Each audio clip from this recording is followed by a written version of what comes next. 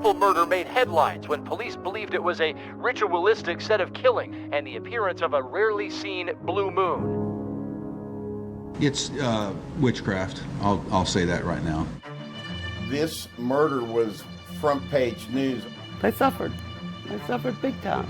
The way in which each of the victims were killed was very brutal. Richard was shot, had a wound to his head. John, whoever did it, was able to cut his throat. The mom was killed in the same manner. She was hit in the head as well with a hammer, and her throat was also cut. Richard worked in the crypto department, and of course when you have those high clearances and you don't show up for work, a lot of people get very concerned. Whoever did this came over there for a specific reason. Why so much focus on the cigarette butt in the trash? Because it's bad for them. It is beyond a reasonable doubt bad for them. I'm gonna find out and I'm gonna put your ass in jail. If you put something out bad, expect bad. That's how it works. What's the address of your emergency agreement? Okay, your wife is in a bar. You said she's unresponsive. This is what he's going to tell you. How to get out of that situation. And I grabbed the gun. Trying to find the first place to put a body. No, sir. The only thing they could do was kill him. You want to say anything? We, the jury, and to find the defendant.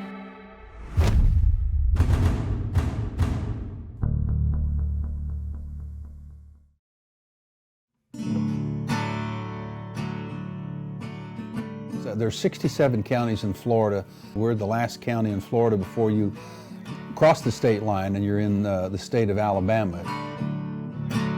We are affectionately known as the Redneck Riviera, and we have the prettiest beaches in the world. But that's not all Escambia County, Florida is known for. We unfortunately have witnessed our fair share of odd crimes throughout the years. We've had, the Black Widow murders were here. There was a lady that killed several of her husbands. We had the Billings case where the family was murdered in the home and they had 8 special needs children. We seem to find our way into the paper probably more than we would like. And it was here that the infamous serial killer Ted Bundy was captured. He didn't get away from us. We ended up prosecuting him, and of course he was finally put to death. But he's just one in that long string of people that somehow have a tie to Escambia County.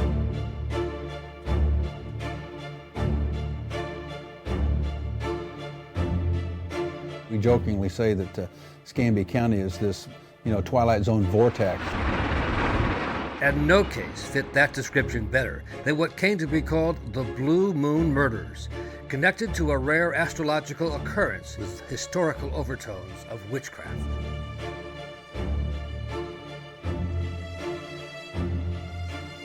There are some indications of what the motive is. This murder was front page news. The media really latched onto the Blue Moon witchcraft murder. 3 members of one family found dead in their modest home. Initial research has led us to believe that there's a potential that it was a ritualistic killing. The way in which each of the victims were killed was very brutal. The time of death, we believe, on Tuesday also coincides with what's referred to as a blue moon. It's witchcraft. I'll say that right now. The crime scene itself was a puzzle for investigators. It was kind of a macabre scene. It was so out of the ordinary. The house was kind of in disarray. They noticed that there were piles of blankets and clothing. Once they kind of lifted the outer edges of those piles of blankets and clothing, in the den area, they observed, a foot. And they also observed a female hand underneath one of the piles. The body of an elderly woman, Von Seal Smith, and under the other piles of clothing, her 2 adult sons, Richard and John. Well, whoever had done this had taken time, obviously, to cover the bodies up. The investigation was led by then Escambia County homicide detective Matt Infinger. The position of John sitting on the couch, whoever did it walked right up to him, hit him in the head with a hammer, and then was able to cut his throat. He didn't even try and defend himself. So he was either asleep or knew the individual. The mom was killed in the same manner. She was killed in her chair in the living room where she always stayed and watched TV. She was hit in the head as well with a hammer, and her throat was also cut. Richard was shot, had a wound to his head, and his throat was also cut. And investigators came to learn from neighbors that there was an aura of mystery about the victims themselves, starting with the mother. She was a woman who apparently never left the house. She ordered from QVC. She'd get 5 and 6 packages a day from QVC. The home was just stuffed with boxes and dresses and all sorts of things that she bought from QVC. These people, they stayed to themselves. There were neighbors that didn't have any interaction with them. The older brother, Richard, worked at the Pensacola Naval Air Station for a secretive Homeland Security division, which added to the mystery surrounding the case. Richard worked in the crypto department. You know, some of this we really aren't at liberty to talk about, some of the elements of the case, but he worked in the crypto room, which is all the codes that they teach the Navy folks. And of course, when you have those high clearances and you don't show up for work, a lot of people get very concerned. So certainly one of the things that investigators looked into was whether Richard Smith's job had anything to do with his murder as well as the murder of his family members. When Richard Smith's body was discovered, his car keys were missing, and there was DNA in one of his front pants pockets that was not identified, which is a pretty strange thing to have happen. And a full federal investigation was launched to see if some foreign assassin or terrorist was somehow connected to what happened to the family. There was 2 DHS investigators that worked with me on the case, and we were able to determine that there was nothing that Richard was working on that would lend to this type of thing happening to him.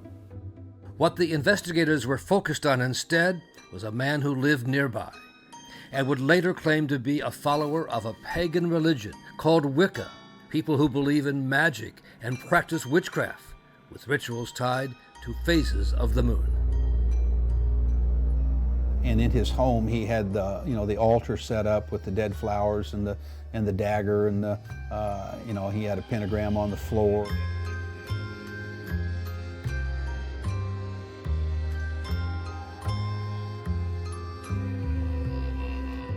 I knew that this wasn't a random homicide because there was no forced entry to the home. So it was like whoever did this came over there for a specific reason, committed these murders, and then tried to conceal it.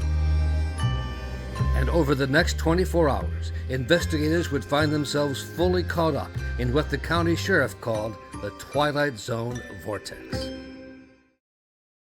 The 3 could have been murdered in a witchcraft ritual, based on the timing of the blue moon and the positioning of the victims' bodies. Well, the way we found out, it was on the news. The Smith family's out-of-town relatives were horrified as they learned the details of what happened inside this home in Pensacola, Florida.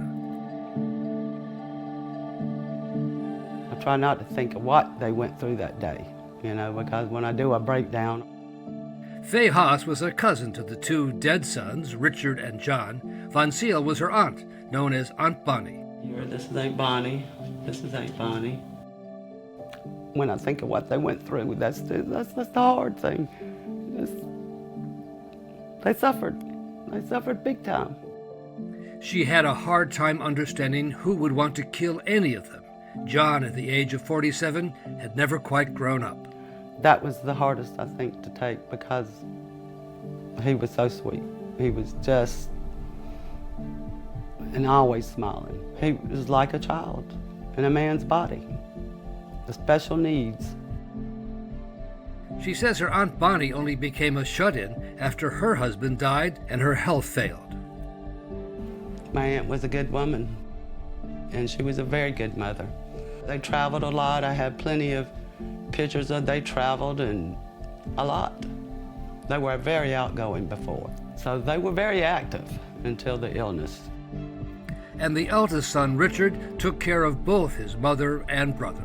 A lot of people say, why was he 49 and living at home?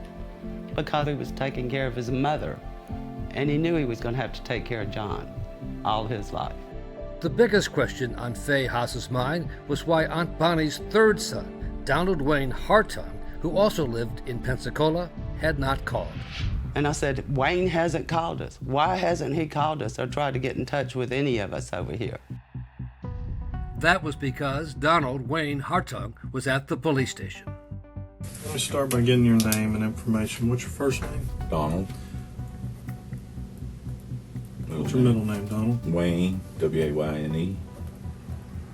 Hartung, H-A-R-T-U-N-G. The first interview I did with Donald, I was trying to just get a overall picture of the family and what was going on, the family dynamics. Donald Hartung was 59 years old and worked as a security guard at a local hospital. He told Detective Matt Infinger he had a good relationship with his mother and with stepbrothers John and Richard Smith. Do you have good relationships with them, or?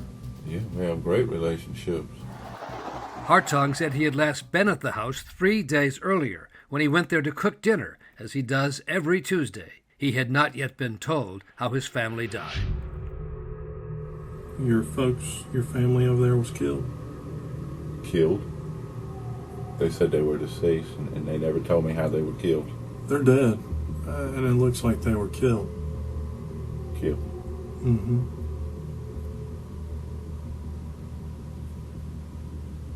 How were they killed? It looked like they were shot. Shot? Mm-hmm. How was that? Well, it looked like they were shot.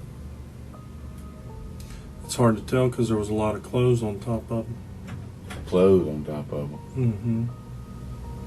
Oh my God.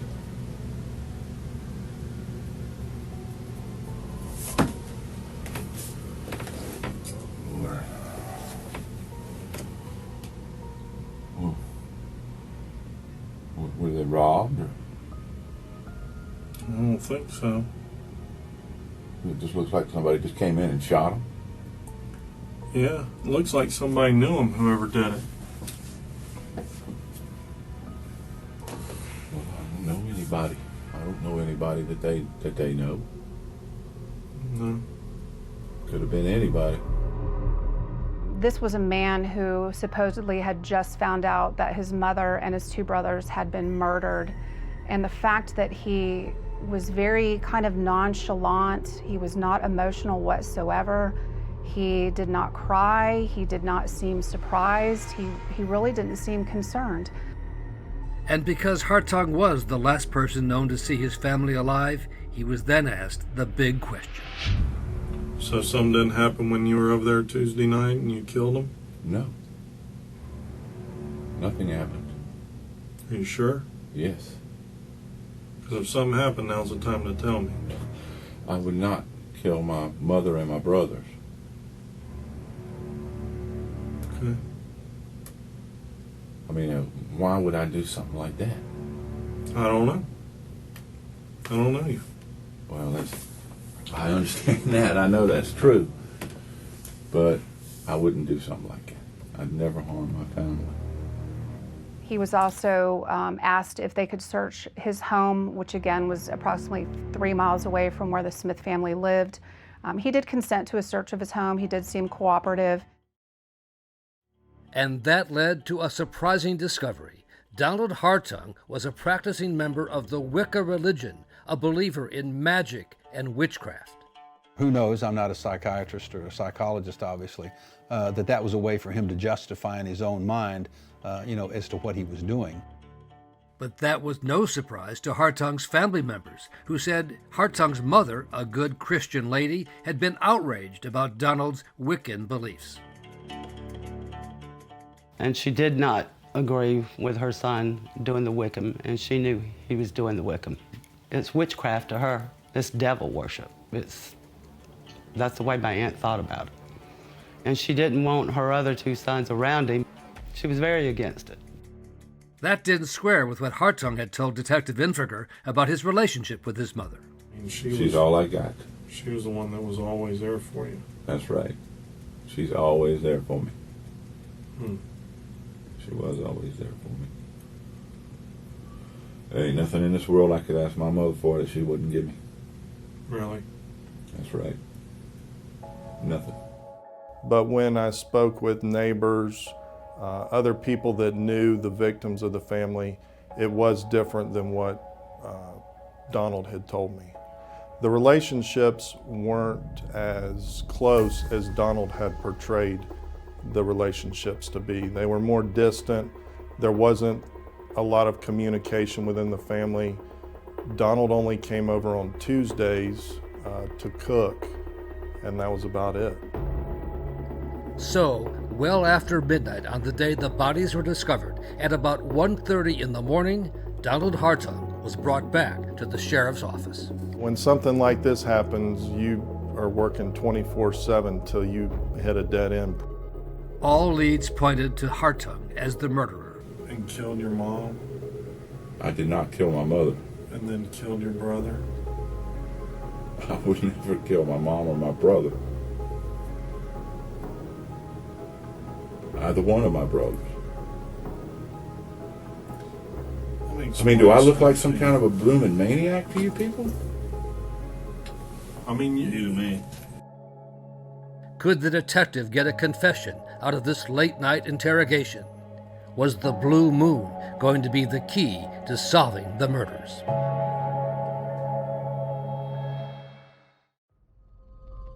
In the first 24 hours of the investigation, the working theory was that a rare blue moon had led Donald Hartung to kill his family as part of a ritualistic sacrifice connected to the Wiccan religion.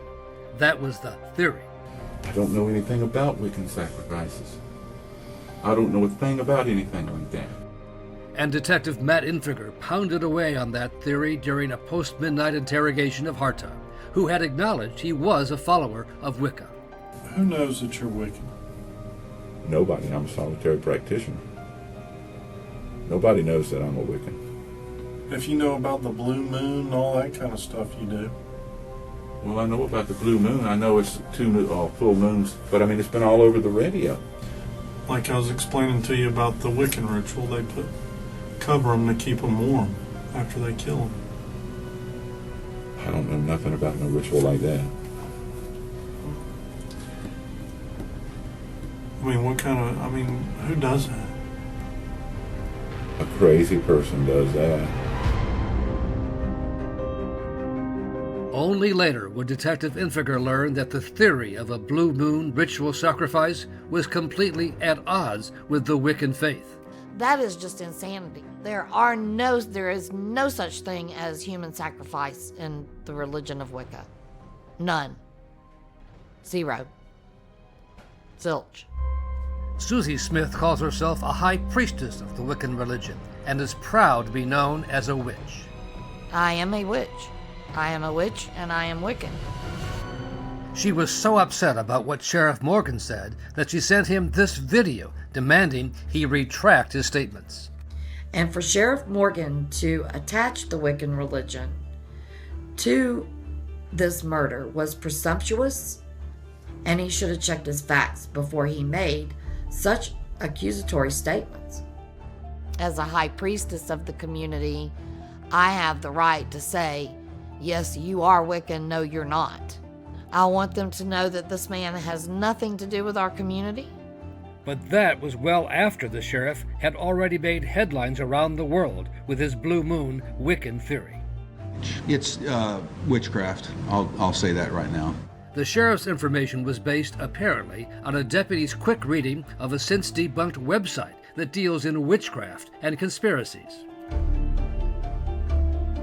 It had no basis in fact, and it was just baffling that the sheriff went off on that tangent. You have to look at the sheriff's theory in the perspective of the day he made his announcement that Donald was a suspect and that it was a Wiccan witchcraft type murder was also when he had his first fundraiser for his re-election campaign. The sheriff made lots of headlines, got a lot of publicity, and effectively helped his campaign considerably. But for the homicide case, the Blue Moon theory was a rabbit hole that did nothing to further the investigation. I got calls from all over the United States about it, and I was having to deal with trying to investigate a murder and deal with all this Wicca stuff. And after pumping Donald Hartung over and over in the early morning hours about his Wiccan belief, Detective Infiger got nowhere, despite repeatedly calling him a killer. Nobody has seen these people since Tuesday, since you saw them. I was the last one to see him alive. Yeah. So how are you going to sit there and tell us that you didn't kill them when you were the last one to see them? They trusted you, and you killed them. They didn't think anything of it. They didn't know it was coming. I love my parents. I'm sure you did. I but love you my killed mom them. and my brothers, and I did not kill them. I did not kill them. I would never harm my mother, never hurt my brothers, never. I never thought Donald was going to confess to the murder when I was interviewing him. He was a little, I'm not going to say arrogant, but he had a confidence about himself that he thought he could outsmart us. With no confession and no physical evidence or even video surveillance footage to implicate him, Donald Hartung was allowed to go home, to the horror of his relatives who had come for the funeral. He never cried a tear. He never shed a tear at the funeral, never at the graveside. He scared us because we had went by his house one time and he was standing there. We were sitting at the table and he reached up on top of his refrigerator. He was standing there. He said, "Well, if I'm a murderer and they're so smart, why didn't they find this?" And he slammed a machete on the table where we were sitting. Now the investigation would depend on the forensics, any fingerprints or DNA found at the scene, a real challenge in this investigation. It's difficult to make a case when there is a family member involved simply because we knew that Donald Hartung went to the family home on every Tuesday to cook dinner. So the fact that his DNA is going to be there is, a given. But what happened in this case is that his DNA turned up on places where it absolutely should not have been. On the zipper of his brother Richard's notebook case and on Richard's checkbook. And now that interrogation conducted by Detective Infiger really paid off, as Hartung was asked if he had ever touched any of Richard or RT's belongings. Well, I mean, if it's in the house, I didn't touch it. Okay. Or no matter where it was, I didn't touch it. I mean, I don't mess with nothing of RT's. That definitely jumped out to us, and we had Donald Hartung's DNA on the inside of Richard's belt. And obviously that was a place that his DNA should not have been, because he told law enforcement that he had not seen Richard in either 2 to 3 weeks. So you said you'd never touched anything of RT's before? Not Tuesday. RT wasn't there. But the clincher may have been what was found in the trash can on top of some bloody towels. And then on top of that was a cigarette butt that had Donald Hartung's DNA. So whoever put that cigarette butt in the trash can or smoked that cigarette butt and placed it on top of the items of cleanup was certainly in the home, at least at the time of the homicides and the time of the cleanups. That kind of sealed the deal in my mind that Donald was the one who did this. It took 3 months of work, but the time had come to arrest Donald Hartung for the murder of his family, just a few days before Halloween.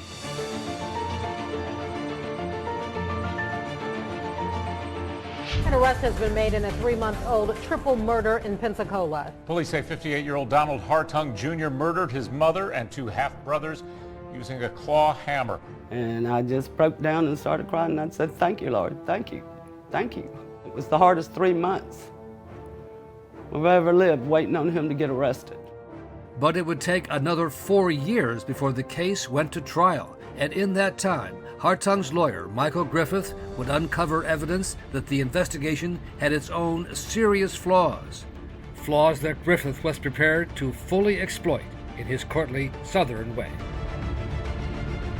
You certainly have to be aggressive, but you don't have to be a rude horse's ass. This isn't a Jerry Springer show.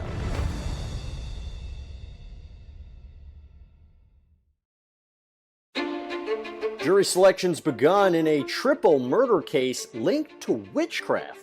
The triple murder made headlines when police believed it was a ritualistic set of killings tied to witchcraft and the appearance of a rarely seen blue moon. State of Florida plaintiff versus Donald Wayne Hartung, defendant. But for all the media talk and the headlines about the so-called Blue Moon ritual murders, the prosecution would not make any mention of that in the opening statement. When we got the case at the state attorney's office, we didn't believe the evidence showed that this was related to Wiccan or sacrifice. And I knew they weren't going down that rabbit hole. They were too good of lawyers to go down that rabbit hole. Good morning, ladies and gentlemen. Welcome back. But lead prosecutor Bridget Jensen knew she had to provide the jury with a motive for Donald Hartung in her opening statement. There will be no question that this defendant is the person who murdered his family. And here is why. Last will and testament of Von Sill Smith, he was excluded. So to be included, all three of them had to die.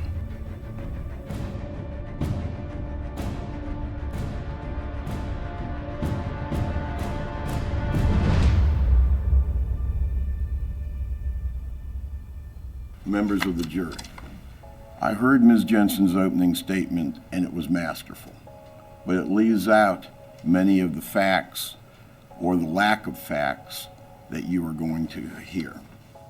The biggest problem is juries want to believe the police are right. They want to believe the prosecutors all wear white hats and they wouldn't prosecute a case against an innocent person. And defense lawyer Michael Griffith was prepared to challenge significant holes in the state's case. There is no indication of any physical evidence that he committed any of the murders. There was no gun found. There was no blood found at his house. There was nothing to link him in any way to these murders besides his DNA at his mom's house, where he went at least every Tuesday to cook dinner for them. Now, as far as the will is concerned, what the will says that Donald Hartung Jr. is excluded. My client is Donald Hartung Sr. Is that an error in drafting the will, or was it meant to exclude Mr. Hartung's son, Donald Hartung Jr.? For prosecutors, the 4 years that Donald Hartung awaited trial in the Escambia County Jail gave them a crucial advantage.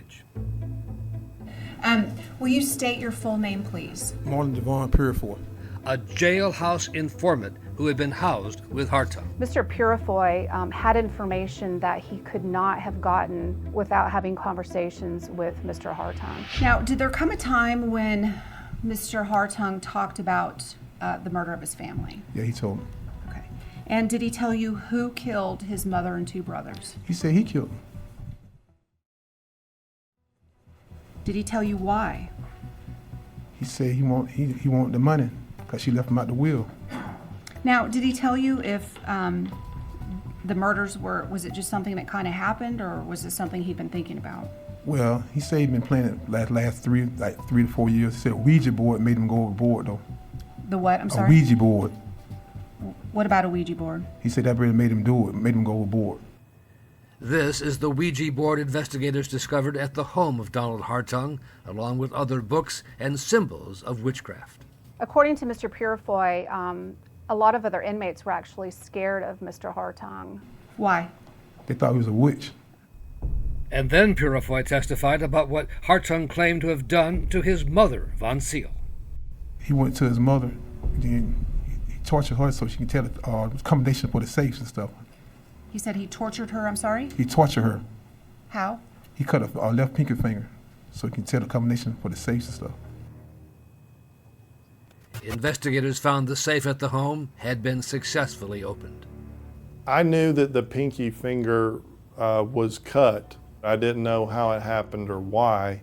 And then when Purifoy stated that Donald had done that torturing his mother, it made sense. On cross-examination, Purifoy held his own, questioned by Griffith's co-counsel. Mr. Purifoy, you've been convicted of felony, as you said, 6 or 7 times? Yes, ma'am. And a conviction for a crime of dishonesty? Yes, ma'am. Juries still tend to put credibility in what these jailhouse snitches say. And I think the reason is juries don't understand that these convicts are con men. They can sell ice water to Eskimos, a lot of them. It was about the money, because he always liked to brag. Like he's gonna go to Miami and stuff, hang out with some girls and stuff. And you testified earlier that Mr. Hartung was angry because his mother had written Mr. Hartung's son out of the will. No, written both of them out of the will, him and his son. Now the defense took over, focused on undercutting the handling of the crime scene forensics. I think it was a very sloppy investigation for a murder case. The defense brought out that the lead crime scene technician who collected the DNA, Christine Rollins, had since been fired and was being prosecuted for stealing drugs from the evidence room. So with the 24 felony counts you were charged with, you were facing potentially 170 years in prison, is that right? Yes, ma'am. Yes, what happens when the hammer hits? And the state's medical examiner had since resigned after allegations she had misused state money. We've got a medical examiner playing funny with money. She quits her job because of it. We've got a crime scene tech who stole drugs from the evidence room and got in trouble herself. The jury has to believe these people. Who do you believe? No one. I believe no one. All leading to a challenge of the time of death, the day when the prosecution said the victims had been killed. The bodies were discovered on a Friday, July 31st. But the investigators concluded the murders had taken place 3 days earlier, on Tuesday the 28th, the day Hartung was seen by a neighbor arriving at the home and leaving later than usual. Early afternoon, I saw Mr. Hartung arrive, and then later on I saw RT come home, and then I saw Mr. Hartung leave. Now, was it normal or abnormal to see RT come home while Hartung was still at the house? It was not usual. Usually Mr. Hartung was gone before RT came home. And RT's, Richard Smith's, body was found wearing the same clothes seen on him in this surveillance video when he left work that Tuesday, adding to the evidence he was killed that Tuesday night. But a defense medical expert, I'm Dr. Jonathan Arden, called that into serious question, saying the victims could not have been killed on Tuesday the 28th, as the prosecutors said. Based on their body heat and rigor mortis level when they were discovered, the doctor said they were killed no sooner than Wednesday the 29th. Late on the 29th? Yes. Okay. Now, this is scientific, correct? Yes, it is based on science. There's no way that those people were murdered any time earlier than Wednesday. So all of the scientific evidence was with the defense. It couldn't have been Donald, so that's why the time of death was so important in this case. And even the prosecutors acknowledged that Dr. Arden's testimony was a serious challenge to their case. He's amazing, he's intelligent, he's been doing this for a long time. And when you look at the scientific factors, it certainly looked like the murders were committed after Tuesday. If the jury accepted the science that the murders were committed at least a day after Donald Hartung left the house, that would be more than enough for a reasonable doubt and a verdict of not guilty.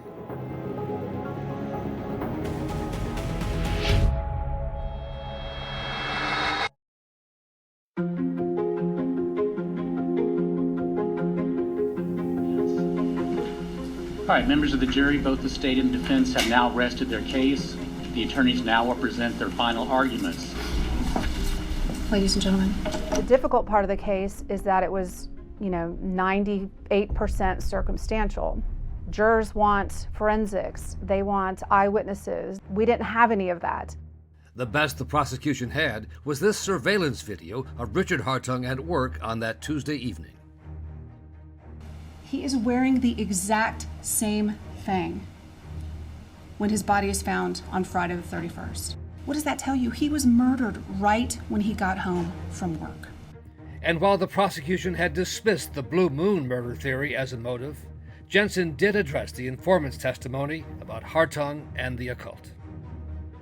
Mr. Purefoy told you that this defendant said that although he had been planning it for this number of years, the Ouija board is what made the defendant do it. The Ouija board made him go overboard, though. The what? I'm sorry? A Ouija board. People were scared of him. They thought he was a witch. In the end, the prosecution's strongest evidence was the discovery of Hartung's DNA on his brother's checkbook, his belt, and those telltale cigarette butts, including the one in the trash. Why so much focus on the cigarette butt in the trash? Because it's bad for them. It is beyond a reasonable doubt bad for them. And the whole point is this: it shouldn't be there. It is smack dab in the middle of cleanup, of cooking and murder. But throughout the trial, family members said Hartung seemed unfazed about the evidence against him. Several times he would turn around and look at us. Several times he would turn around and smile, like a smirk, like I'm gonna get out of this. May it please the court, members of the prosecution, members of the jury. You need to know your juries. You can't come across as some hotshot TV lawyer. But Michael Griffith did not hesitate to call into question the tactics used against his client in those two interrogations by Detective Matt Infinger. Well, I promise you this, I'm going to find out. I know you will, If you sir. did it, I'm going to find out and I'm going to put your ass in jail. He was brutal to Mr. Hartung, trying to break him down after learning that his family had been murdered. And Griffith questioned why the prosecution even played the clip showing Hartung being questioned about the later debunked Blue Moon Wiccan theory. I was explaining to you about the Wiccan ritual. They cover them to keep them warm after they kill them. I don't know nothing about no ritual like that. If the state wasn't relying on this Wiccan killing theory, why did they show it to you? Why did they introduce it? They didn't have to introduce it. I suggest to you they put it in to try to offend you, get you upset. I'm going to object. There's absolutely no evidence of that. Approach, counsel. Members of the jury, you're to disregard any prior reference to the state's motivation. And then the biggest hurdle for the defense, the DNA evidence. Could Richard have left his checkbook at home on the dining table and Donald moved it one day and gotten his DNA all over it? Sure he could have. The fact that his DNA is on that checkbook doesn't mean that he's a killer. As the jurors left to begin their deliberations, some of them gave Hartung a close look, and he seemed to have returned the looks too. And he was smiling at them. He's creeping the jury out. They were scared. The women were looking at him like, what is wrong with him? You know, why is he smiling at us? The jury was out for 4 hours. All right, members of the jury, it's my understanding you've reached a verdict. Have you reached a verdict? In the Circuit Court in and for Escambia County, Florida, State of Florida plaintiff versus Donald Wayne Hartung, defendant.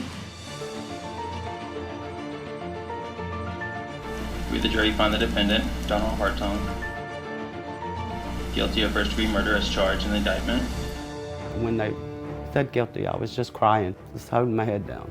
Finally, took 4.5 years to get here. So long. Donald Hartung showed no emotion, but the smile was gone. Very disappointed. Stoic as he is, but very, very disappointed. And now, the state moved to impose the death penalty on Hartung on a day that would provide no shortage of surprises as Hartung jumped up to speak. Your Honor, I would like to respectfully ask for a mistrial. Hartung then turned on his own lawyers in an hour-long rant, saying his lawyers were incompetent and one had disrespected him when he asked her a question. Mrs. Wilson replied, after I asked her opinion, she said, "You're a stupid asshole." I said, what? What did you say? And Mrs. Wilson said, I said you're a stupid asshole. He wanted his lawyers fired. I'm a $10 an hour security guard, Your Honor. I couldn't possibly be expected to go up against 4 seasoned attorneys. I was duped and I was tricked, and I'm willing to admit it, and so were you. But Judge Dan Heiser rejected Hartung's argument. And so now the jury was asked to decide whether Donald Hartung should be put to death in a Florida state prison for the murders he was found guilty of committing. All right, Madam Courtroom, my understanding you reached a verdict, is that correct? We have, Your Honor. And then the second surprise of the day. Had the state proved Donald Hartung should be put to death for each victim? As to count 1, Fonseal Smith, no. As to count 2, John Smith, no. As to the count 3, Richard Smith, no. A major victory for the defense. Prosecutors could only speculate that Hartung's aged, unhealthy appearance may have swayed some of the jurors. So maybe some of them would have thought that maybe it was just a lost cause, that, he's probably going to die in prison, in a short amount of time, and so what use is the death penalty at that point? The lawyers he wanted fired had kept him off death row. You don't know what juries say, what they think. We may have raised enough issues on the scientific evidence that the jury, although they found him guilty, had enough doubt that they weren't going to execute. But members of Hartung's family in the courtroom said they could tell he was hardly celebrating. He's miserable. He deserves to be miserable. When it first happened, I hated him. I wanted him to suffer. I had to work through forgiveness to forgive him. And I do forgive him, but I will never forget what he did. So if you put something out good, expect good. If you put something out bad, expect bad. That's how it works. Evil. Just pure evil.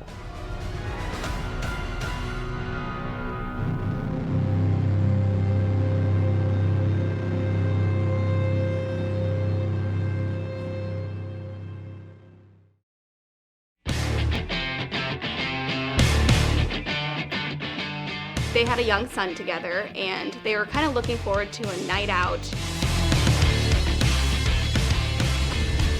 There's surveillance video of her inside the bar as well as outside, and it's at that point where she gets up and exits the patio and is last seen leaving towards the west. Brown County 911, what is the address for your emergency? We just found a human body laying in the Okay, okay. We don't know where she is or whatever. We have an explosive new trial for you out of Wisconsin. This is the most brutal murder that has ever been committed by one person in the history of Brown County. Doug murdered Nicole in a fit of jealousy and anger, fueled by insecurity, alcohol, and numerous other drugs. You knew all along what happened to Nikki. No, I did not. All Nikki wanted was a ride home.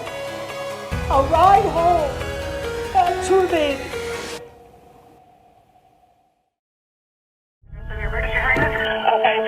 Your wife is in a bar. You said she's unresponsive. This is what he's going to tell you. How to get out of that situation. And I grabbed the gun. Trying to find the first place to put a body. No, sir. The only thing they could do was kill him. You want to say anything? We, the jury, and to find the defendant.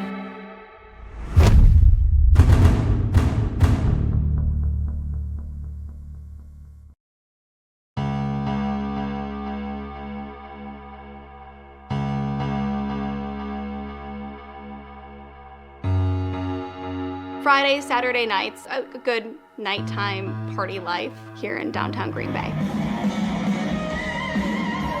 And on this warm spring night, the action is at a place called the Watering Hole. It's a friendly atmosphere, but it's really large. A lot of people can fit inside. Somewhere among the hundreds of people dancing and rocking out with a band from California, the Steel Pants, a young woman who would not live to see the dawn of the next day. Her name was Nicole VanderHeyden, Nikki, at the concert with her live-in boyfriend, Doug.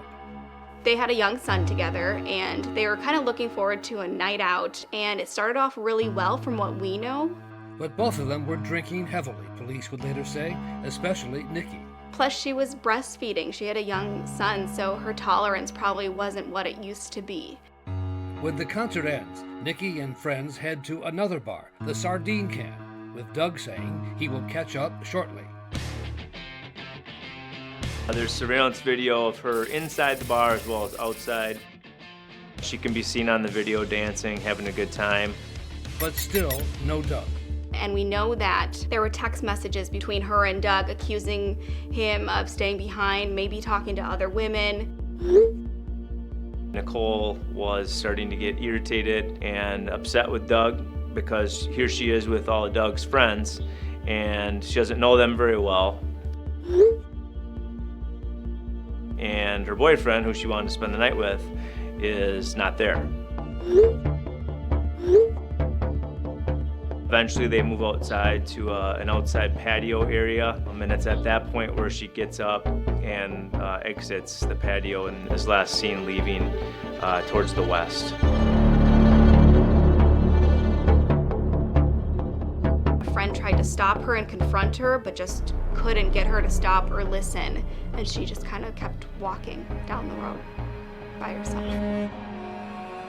What happened next would not soon be forgotten in this small city in the American Midwest.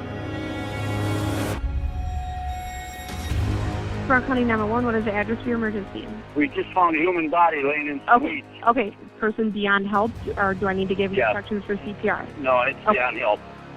It's starting Is to it decay. is it a male or a female? It's got long hair, but I didn't go near it. You couldn't even tell who it was. Her face was completely black and blue. She had more than 240 injuries from what had happened. The only articles of clothing that were left on her body was a sock on each foot, and then there was like a pinkish colored bracelet that you'd get from like an event on one of her wrists. Brown County Public Safety, this is Therese. It was 3 hours later when another call came in to 911. Yes. How do I go about, missing persons? It was Nikki's boyfriend, Doug. Okay, and who's missing? It's my girlfriend, and she does live with me, and she's never done this before. What's her name? Nicole VanderHeyden. Now, Detective Brian Slinger had a name for the victim and a name for a likely suspect. And what's your name? Doug Dietrich. They had already found the body, and here they have someone calling saying that they can't find their girlfriend. Obviously, there were some things that were concerning to us. Why did you wait so long to make this phone call, especially when you have a newborn baby at the house that needs mother's attention? So it kind of painted a picture that maybe Doug had done this. An officer was dispatched to Doug Dietrich's home. I'm here for a missing persons report. We used a audio-video recording device to record it so that we could get a look at him. We focused on his hands, we focused on the general condition of his body, focused on the condition of his house, his behaviors. Dietrich was not told about the discovery of a body just 3 miles away. Do you suspect any foul play? If so, why? I don't know. I don't suspect it, but just the area she walked in, definitely don't like. Okay. His story was he went to bed, woke up once or twice through the night to use the bathroom and to take care of the baby, and woke up the next morning, 10, 11 o'clock, somewhere in there, and she still wasn't home. Dietrich had not called in the missing person report until 4 in the afternoon. I'd be lying if I said we weren't alarmed with his level of concern. The level of concern did not seem to match what it should be, I guess. So that night, detectives got a warrant to search the home Doug and Nikki shared. It's probably the first person you look to, the boyfriend, the fact that there was a falling out that night. Mr. Dietrich obviously was a person of interest right away. And Dietrich was brought to the sheriff's office for what would be a grueling 3-hour late-night interrogation. Stretching? Yeah. The detectives, Brian Slinger and Lee Kingston, wanted to know why Doug had waited so long to call in the missing persons report. I wasn't feeling good all day. I was hungover and feeling like shit, and then not wondering. I was thinking she went off with another guy, whatever. All this shit going through my mind. After about 2 hours, the detectives finally tell Dietrich about the body found in the nearby farm field. I don't think it's been 100% identified as her, but there's a lot of similarities.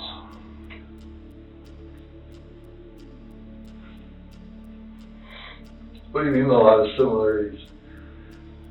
It's a physical description. Height, blonde, belly button ring. They are watching him closely to see his reaction before asking him, essentially, if he killed her. And you don't know where she is or what happened to her? Not a clue.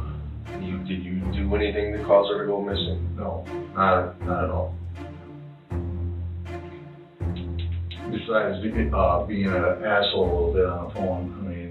Now, the detectives raise the stakes, telling Doug Dietrich they want the clothes he was wearing that night when he was out with Nikki, and that they are already searching his house for evidence of a murder.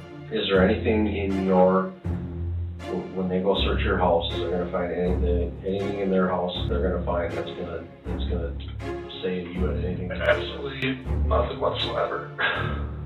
Nothing. I have nothing to do with this. I mean,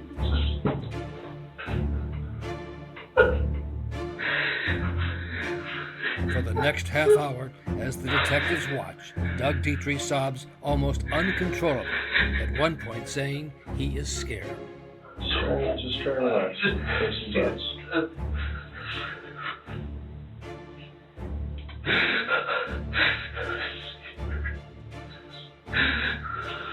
You're scared? I want her back. She needs to go back.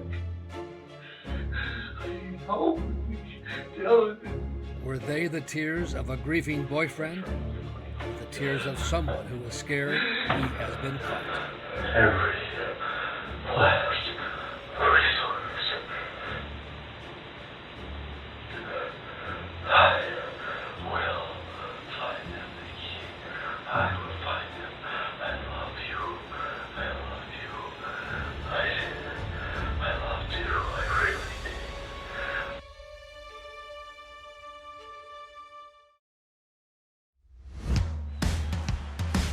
Green Bay, Wisconsin is all about its football team, the Green Bay Packers. Yeah, pretty much anywhere you go around here, it's Green Bay Packers. Yeah, if you don't love the Packers, you might get booted out. It's green and gold here for days and days and days. But the stadium was empty. The football season had not yet started. On the spring weekend, Nicole VanderHeyden was killed. And so her brutal murder was all anyone talked about. Many people said, how can such a brutal crime take place in Green Bay, Wisconsin? How can somebody commit such a random act in our community? Not in my backyard, It was very scary. I mean, can't think of anything worse. A random attack like that on a young lady at bar close, in a small 100,000 person community. And the shock of Nicole VanderHeyden's death was felt throughout this family-friendly city. By all accounts, she was a very good teacher, and she was an excellent mother, a smiler, somebody who they said would light up a room. Nikki was the mother of 3, 2 from a previous marriage, and the third, 6-month-old Dylan, with her live-in boyfriend, Doug Dietrich. She really cared about her kids and would never have done anything to put them in harm's way or in jeopardy or to leave them alone. The first big break in the case came with a call from 2 joggers out for a morning run, coincidentally caught on a student driver's dashboard camera. We were out jogging that morning at about 5:30, and we had to jump over a pool of blood in the road. And if you look close on the right-hand side, you can see where the blood and stuff is. And then a neighbor found more of the grisly evidence on his lawn, including a wire cord he had run over with his lawnmower. That's absolutely where the murder took place. The blood that was collected there, the hair samples, and then that cord that was found, which we believe is like a phone charging cord, came back all positive with Nicole VanderHeyden's blood DNA. And then detectives began to hear from Nikki's friends and relatives that Doug had been abusive to Nikki. She's been very depressed lately. Why has she been depressed? Her sister Heather said Doug drank heavily and used cocaine. And then my mom said that 2 weeks ago she told her that he has been beating her. She asked, has he ever hit you? And she said, yeah.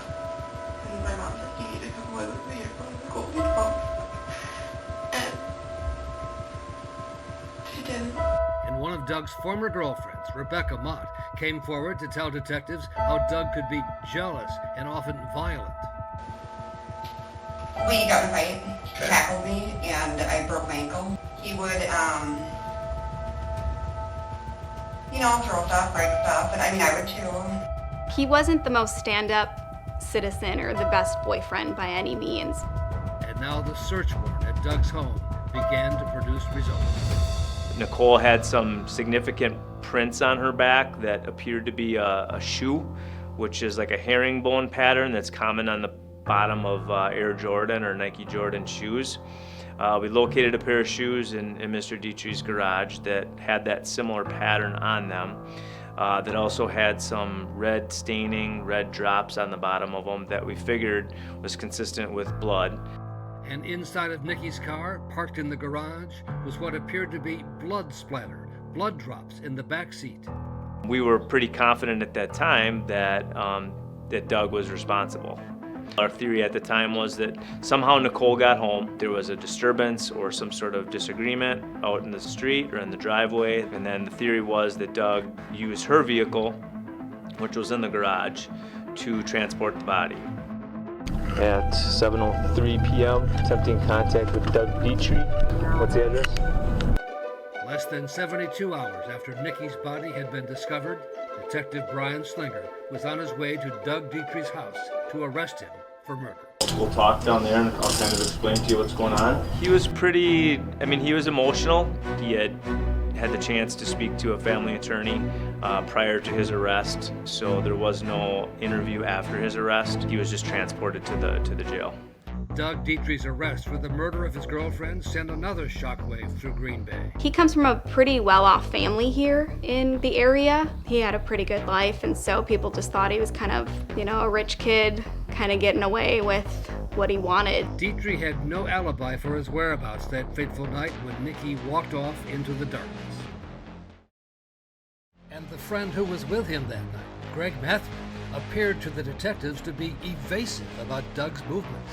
Because I'm going to tell you that there's no doubt in anybody's mind that the evidence shows that your friend, Doug, had involvement in her murder. There's no doubt about it, okay? And the friend became upset when detectives asked him about Doug's whereabouts in the hour before the babysitter, Dallas, said Doug had returned home. Who can vouch for you for the 60 minutes before you showed up and made contact with Dallas? Who can vouch you for that? What is this 60 minutes? 1 hour. I'm asking for a 1 hour period of time. Who can vouch for where you were if your phone is dead? Thank you, guys. So nobody. That's your alibi? Nobody. That's your alibi. Your alibi is the guy that's in custody for murder. The evidence against Doug Dietrich was building, but the case was about to take another dramatic turn. All because of something the detective saw on this body cam video of Doug Dietrich when he first reported Nikki missing.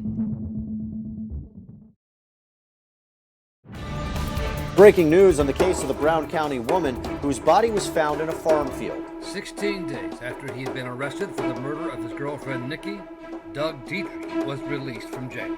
Doug, how do you feel? He's not going to have any comment at this. People were really shocked and were like, what are police doing? How can they let a murderer go when we know, or we thought we knew, that he was the one that did it? But behind the scenes, the case against him had completely fallen apart. A lot of what changed was we were getting evidence back from the crime lab. There's a lack of physical evidence tying Doug to her body, to her clothing. The blood found on his Air Jordan shoes was not that of Nicole VanderHeyden, but that of a turkey. Who would have known he would have went turkey hunting a week or two prior and there'd be turkey blood in the garage. The blood found in Nikki's car wasn't hers, but that of her daughter. And the vehicle couldn't have been used to move the body, as police first theorized. We're able to find out that that car did not move that entire weekend. And then the clincher. We went back and looked at the videos, and we had noticed that Mr. Dietrich was wearing his Fitbit the day that we interviewed him at the house when he called in the missing person. We started thinking about, can we get the data off that Fitbit to show was he moving around that night? The device was turned over to crime technician Tyler Bailey. Fitbit is an activity tracker that you wear on your wrist, similar to a watch or a bracelet. There was a short amount of steps recorded in the middle of the night, consistent with, someone getting up to use the bathroom in the middle of the night. And then after that, there was another period where there was no movement recorded from the Fitbit. Doug Dietrich's Fitbit confirmed his alibi. And there was no way he would have gotten up in the middle of the night, went out into the front yard, committed a brutal murder, drove a couple miles away, and then came back home. Detective Brian Slinger had worked hard to destroy his own case and clear Doug Dietrich of the crime, but still felt bad about first arresting an innocent man for murder. He missed the funeral, he missed certain things, he was painted as this, and I think, anyone would be lying or if they said they didn't feel slightly bad about it. Okay, well then who do they think did this? Is this person still out there? Are they in the community? I think it was pretty scary for people living in that area too to realize that, okay, if Doug didn't do it, who did and where is this person? And the key was to find whoever met up with Nicole VanderHeyden sometime after she walked away from this downtown bar and then killed her. Police didn't have a clue. We reenacted it numerous times, we walked the path, and she kind of walked off into darkness, and that's kind of where we were at. It would be 2 full months before a breakthrough. Got a call from the crime lab telling me that they were able to get enough DNA off of one of the socks, of all things, from her body to enter it into the CODIS system. The CODIS system is a nationwide registry of DNA collected by the FBI. Anyone who has ever been arrested will be in there. And they got a hit from the state of Virginia for George Stephen Birch. George Stephen Birch had been arrested in Norfolk, Virginia in 2001 for murder, but was acquitted at trial. He had 5 other criminal convictions and was on probation for one of them, requiring him to stay in Virginia. I'm thinking, is this a transient? Is this a truck driver that may have been in the area for the weekend? How is someone from Virginia's DNA showing up in Green Bay? What the investigators did not know was that George Birch had been living in Green Bay for some 3 months, in this house, the home of Linda and Edward Jackson. I met him a long time ago back in upstate New York. Him and his wife were separating, and he knew I was doing very well out here, so he asked me if he could come out and get a fresh start. He was extremely polite. He called me Miss Linda, and I kind of liked that. Just very personable, very, very personable. Birch was a regular at a bar 3 blocks away from the Jackson home, a place called Richard Cranium's. He was so fun-loving, Everybody at Richard Cranium's called him Big Country, and he was 6'8", tall guy, but very friendly. He was always, I guess you'd say, very charming towards the girls. He had no problem with walking up to any girl and just talking with them and striking up a conversation. The Jacksons say they had no idea the man staying in their home was being sought in the Nicole VanderHeyden murder investigation. In fact, Ed Jackson and George Birch had gone fishing the very day her body was discovered. Oh, he was real happy. He had a big smile on his face and holding it up. And that picture actually played a big part in it also because when you focus in on it and you look at his right hand, you can see the cuts on his knuckles. But detectives only learned that Birch was in Green Bay after he seemingly outsmarted himself. We had no contact with him with the sheriff's department. However, Green Bay Police Department did have one contact with him from right around that time frame. It was from a minor hit-and-run traffic accident involving a Chevy Blazer that belonged to the Jacksons. When the vehicle was found, the front seat had been set on fire. It was the same vehicle Birch drove the night of the murder. And at that point, the Jacksons called in for a stolen vehicle. And the last person to use that vehicle was George Birch. And he said that, I must have left the keys in the car. Somebody must have stolen it. But now George Birch's name was in the police department database, along with his address. So I jumped in my car and ran out to that house, and there he is, standing on the porch smoking a cigarette. And even better, he had given his cell phone to the police to clear his name in the earlier investigation. It basically mapped out his night and gave us a lot of the answers that we needed to have. The GPS app from the phone showed Birch spent most of the night at his favorite haunt, Richard Cranium's, where detectives believe he met Nicole VanderHeyden. She was just looking for a ride home, and Then he ended up bringing her home and sexually assaulting her in front of her residence. She's inside of a vehicle, fell out the passenger side onto the ground, which is where he proceeded to curb stomp her, or stomp her head into the ground, stomp her back into the ground, which is how the footprints would have gotten, shoe prints would have gotten on her back. And then the phone moved and went directly from Nicole's residence to the scene where the body was located. So his phone showed him at every single crime scene location and basically mapped out that night for us.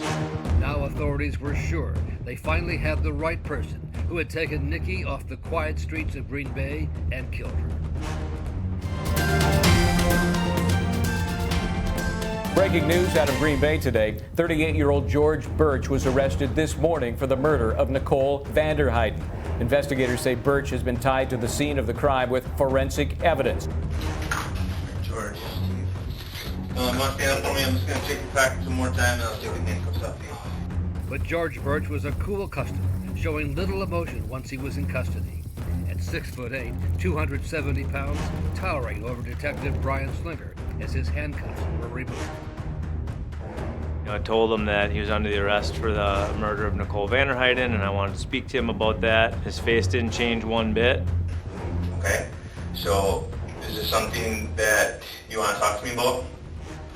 Sir? What's that? You don't want to talk to me about that?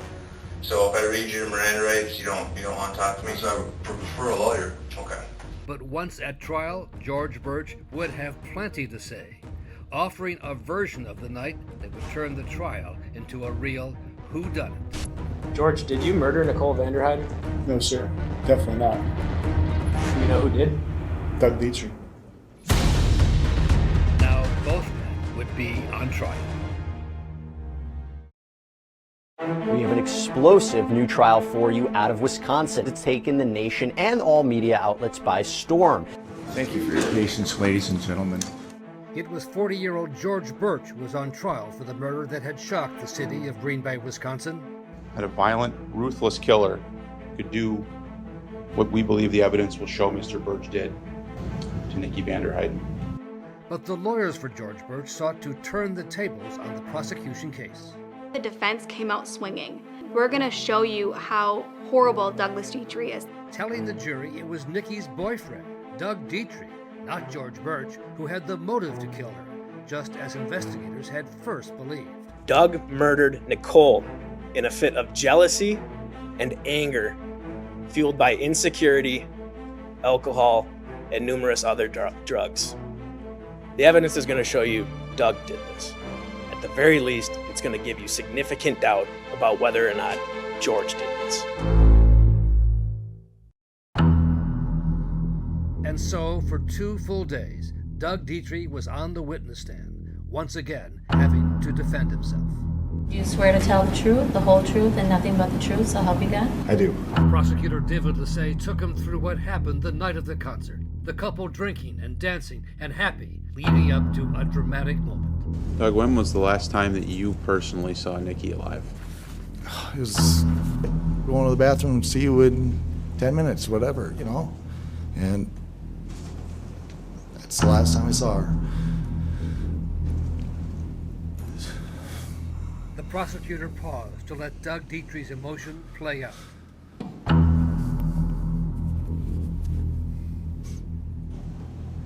From the bench, Judge John Sikowski, a former district attorney himself, appreciated what the prosecution was trying to do to overcome a major challenge. It would be the fact that Dietrich was originally arrested. He would have had more of a motive. He would have been a likely suspect. Did you have absolutely any involvement in Nikki's disappearance or death? No, I did not. Thank you. No further questions at this time. But the cross-examination of Doug Dietrich would be aggressive and brutal, starting with text messages he had sent to his mother just before the night, that he felt trapped by Nikki.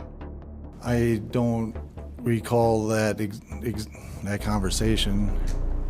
How about when you told her, I'm very seriously thinking about telling Nikki and the kids they have to move. I'm not cut out for this life one bit. Do you remember that? I remember, I think I sent something on the lines of that, and I was having a little downer day or whatever, and I just said that to my mom with not truly meaning it, I guess. Did you often say things you didn't mean to your mom? I mean, yeah, sometimes I would, yeah. I mean, it is my mom. I'm very close to her, and So since you're close to your mom, that means you lie to your mom? No, I don't say I would lie. I mean, maybe sometimes, but... And then to the text messages Nikki sent to him that night when he had not shown up. Did you hurt Nikki that night? Do you mean physically or what? No, I mean... Did you physically beat her in the past? No, I never physically beat Nikki. So you just have no idea why she would say these things? Exactly. With Doug Dietrich back on the stand for day 3, the cross-examination turned to why he had waited so long to call friends or family or police when he woke up early the next morning and Nikki wasn't there, suggesting he already knew she was dead because he killed her. Did you search for Nikki on foot or by vehicle? No, I did not. Still didn't call the police? I did not at that time, no. Because you knew you didn't have to. And now boring in on his actions when police did arrive. And then you made sure that before police arrived, you took a shower.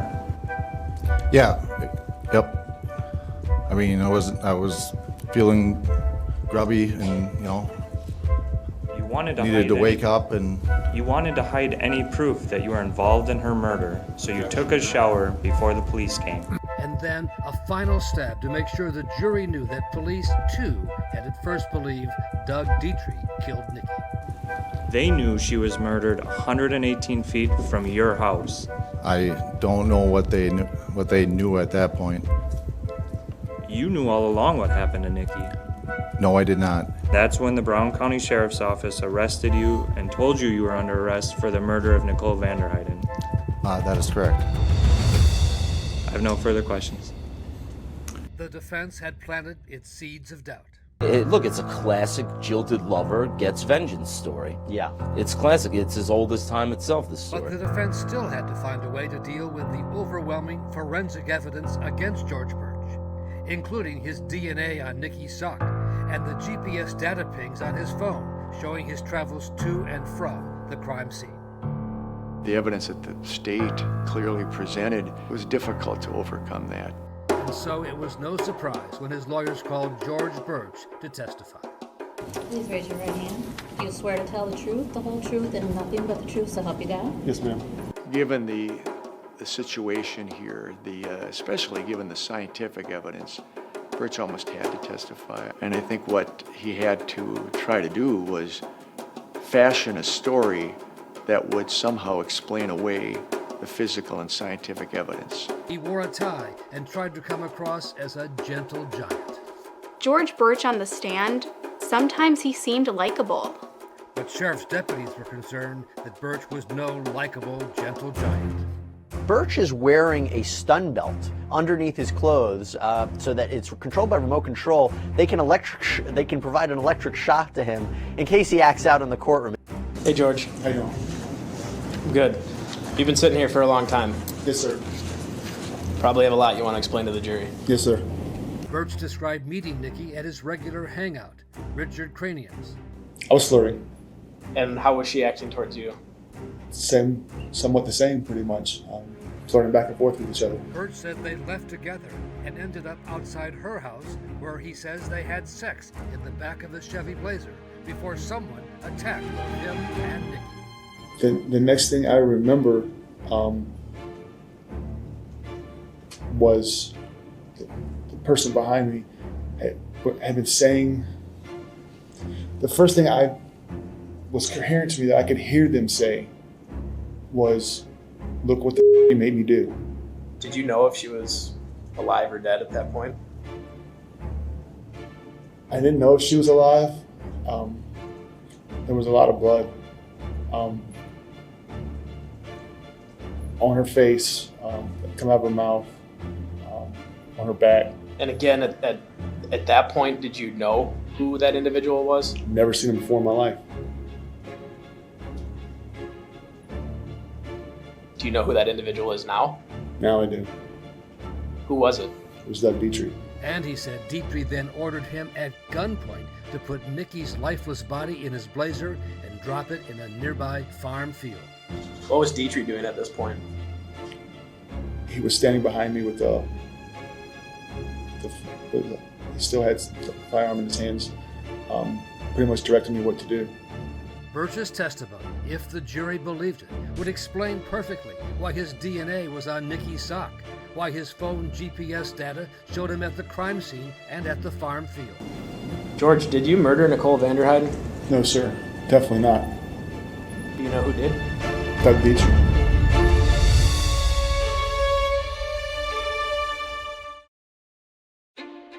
The final day of the trial was being televised live, locally and nationally. We're going to be covering the George Birch case today.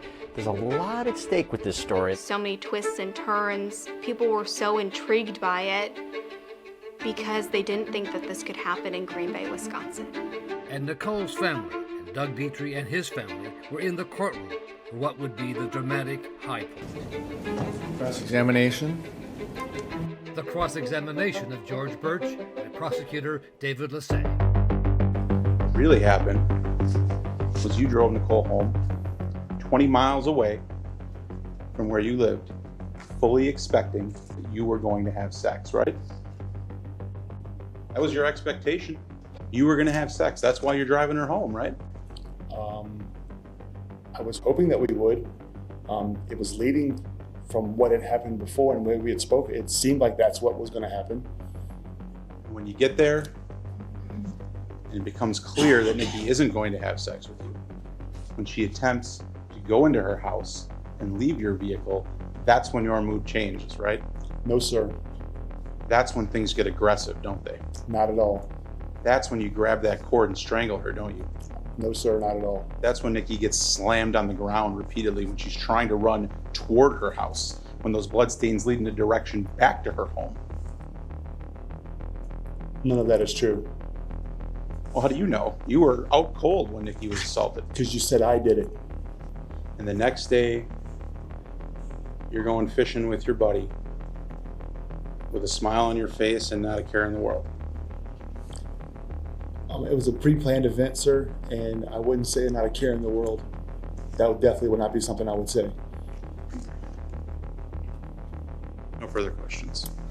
It had been almost 2 years since that spring night when Nicole VanderHeyden and her boyfriend Doug were at the Steel Panthers concert. Since she sent the angry text to Doug. Since she walked off into the night. Since Doug was arrested for murder, then released when his Fitbit gave him an alibi. And since authorities tracked down George Stephen Birch, finding his DNA on Nikki's sock and on a wire cord used to strangle her. The case was about to go to a jury that would have to decide whose story to believe, that of Doug Dietrich. Did you have absolutely any involvement in Nikki's disappearance or death? No, I did not. Or that of George Birch. George, did you murder Nicole VanderHeyden? No, sir. Definitely not. Prosecutor Mary Kerrigan Maris presented the state's closing argument. This is clearly a whodunit case. Ridiculing the defense's case. Their explanation is ridiculous and it's insulting to your intelligence. He tries to make you believe this encounter was consensual as far as sexual activity. Killing her is not enough. He seeks to defame her. Her life's gone, so let's go after her reputation. She's not here to counter these outrageous claims. That's very convenient for him. Nikki did not give up easily. She showed her spirit through the end. Nikki did not go gently into the night. We ask you to return a verdict of guilty for first-degree intentional homicide. Thank you. In his closing argument, George Birch's lawyer, Lee Chuchart, did not back down from pointing the finger at Doug Dietrich. Justice for Nicole is not going to be delivered by a wrongful conviction of George Birch. Just because a story sounds ridiculous or sounds unbelievable doesn't mean it is. And I ask that you focus on all the evidence in this case, that you don't continuously ignore that the state arrested Doug Dietrich and there's a full-scale investigation into Doug Dietrich. We've seen the evidence, we've seen him testify. He had the motive, the opportunity, and the connection to this crime. The first piece of evidence I ask that you focus on is when Doug Dietrich actually called the police. Yes. How do I go about, this missing person? He didn't call the police until after Nikki's body was found. He knew why. He didn't want the police to come. He was trying to cover up what he did. As we sit here right now, you are literally surrounded by doubt. You are surrounded by reasonable doubt. That's why you must return a verdict of not guilty. Both sides expected the jury would need several days to review all the evidence and conflicting testimony. They got the case this afternoon after closing arguments from both sides, and we're waiting to see exactly how long they're going to deliberate today. Very unusual dynamic in the sense that it's not just did this one do it, it's which of the two did it. The jury was back after only 3 hours. Ladies and gentlemen of the jury, we've been advised that you've reached a verdict. Is that correct? The verdict reads as follows. We, the jury, find the defendant, George Stephen Birch, guilty of first-degree intentional homicide, is charged in the information. He just hung his head a little bit, but I don't remember him crying or showing much emotion. And jurors told reporters it had all come down to exhibit number 23, that piece of wire cord almost thrown away after being run over by a neighbor's lawnmower. They said that is what sealed the deal for them because Doug's DNA was not found on that wire, but Nicole VanderHeyden's was, and so was George Birch's.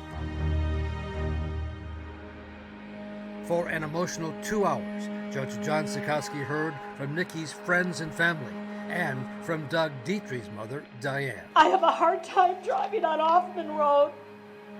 The site where Birch threw Nikki away like she didn't even matter. She did matter. We loved her and we miss her.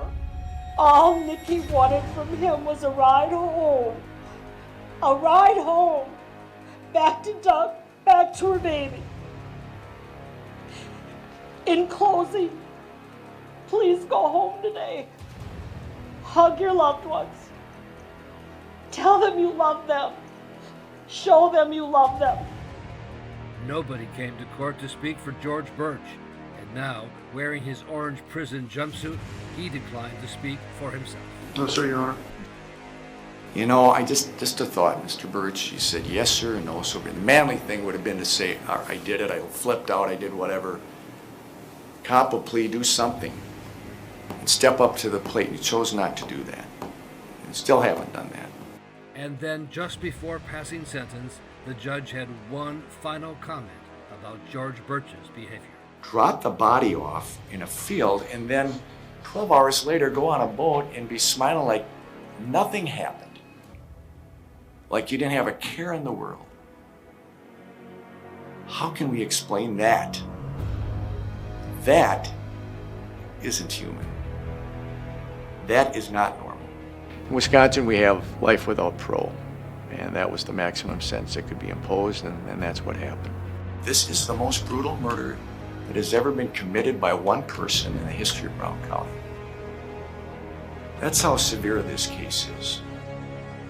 This is a crime that would, I believe, merit the death penalty, and for that you have to die in prison.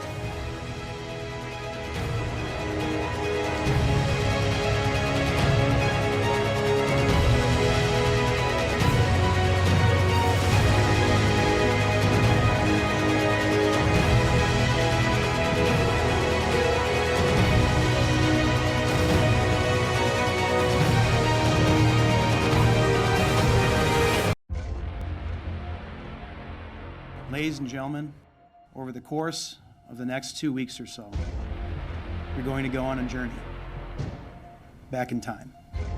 The 40-year-old cold case dating back to 1979. Michelle Martinko. Michelle Martinko. Michelle Martinko.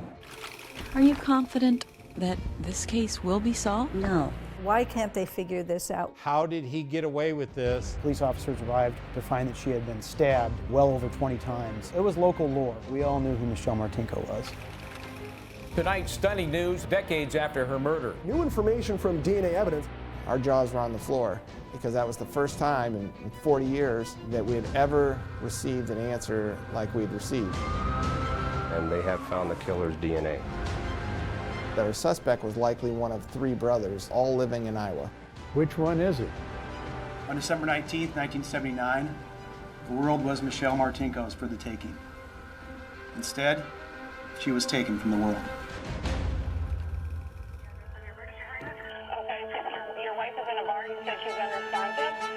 This is what he's going to tell you. How to get out of that situation. And I grabbed the gun. Trying to find the first place to put a body. No, sir. The only thing they could do was kill him. You want to say anything? We, the jury, and to find the defendant.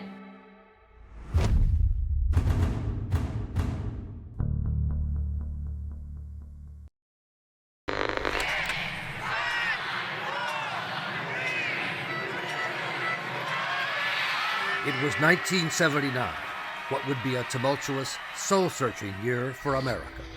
All the legislation in the world can't fix what's wrong with America.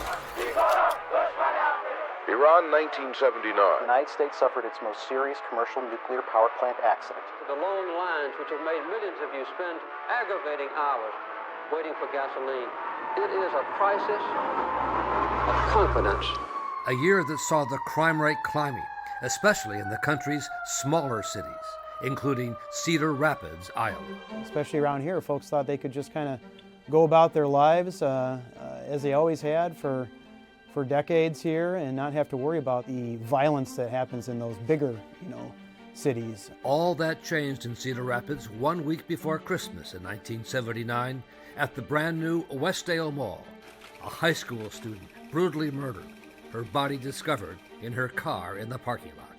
Our uniform division people went out there to check various places. They checked there and did, in fact, discover the body of one Michelle Martinko.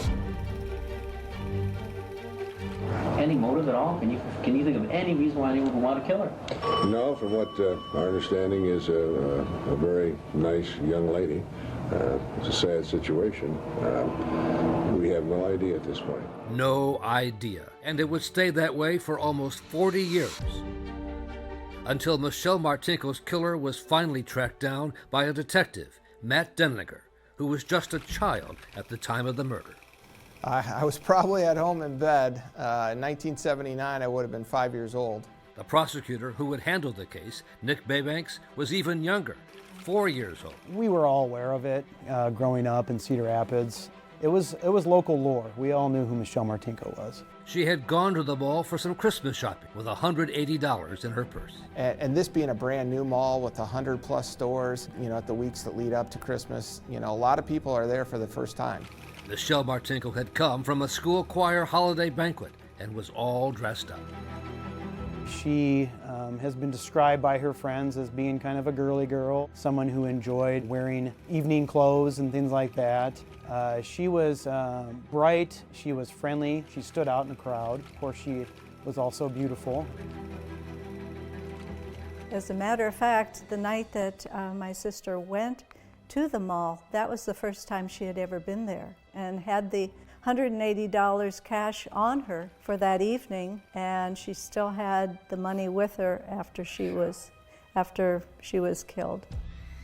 The last person to talk to her that night was Kurt Thomas, who had been in a school play with Michelle and was working at a men's clothing store in the mall. We were walking and looking at each other and animated and just friendly. Thomas walked her to the mall exit. She was saying her goodbyes, she was bundling up, she was calling it a night and going out in that parking lot. She smiled at me. I call it the Michelle smile.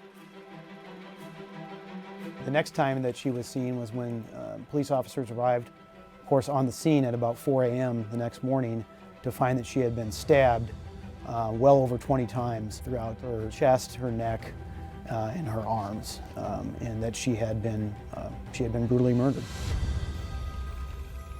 She was in a battle for her life as she was being stabbed to death. She was a good-looking gal, real good-looking. I understand, yes, I understand she was. Any possibility of sexual assault here? I would at this point, and I certainly can stand to be corrected, I would say possibly not. I don't think robbery is a motive. We don't know at this time. Michelle's family, including her sister and brother-in-law, were convinced it was an ex-boyfriend, Andy Seidel, who had killed her. Well, we really didn't have any other suspects. And they had broken up in a rather unsatisfactory way, and he wouldn't let go, and just seemed like the classic behavioral trait of, if I can't have her, no one can. But detectives were also suspicious of the friend she had talked to at the mall that night, Kurt Thomas. It turned into a nightmare, an absolute nightmare. Thomas was taken to the police station even before he knew Michelle had been killed. The one thing I do remember was the good cop, bad cop. He just flat turned around, leaned over the chair, and asked me why I killed her. But there were no surveillance cameras in the mall parking lot, no eyewitnesses, and at the time, no DNA testing was available. No way to rule in or rule out Kurt Thomas or any of Michelle's friends. The case went cold. The theories that were floating around in town, in that small town, those were very hurtful because it was everything from drug rings to prostitution. I mean, you name it. And for years, her family was in despair, especially her mother, Janet, subjected to ugly crank calls after the murder. And they'd say what? Mother.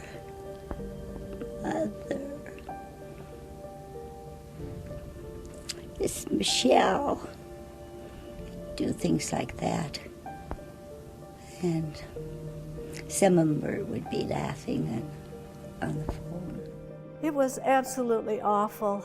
My sister and my mother were soulmates, and so my mother just lost a part of herself. Are you confident that this case will be solved? No. No, I'm not. The case would remain unsolved for almost 4 decades before a scientific breakthrough. And they have found the killer's DNA. Now police would know if the alibis of Michelle's friends would hold up.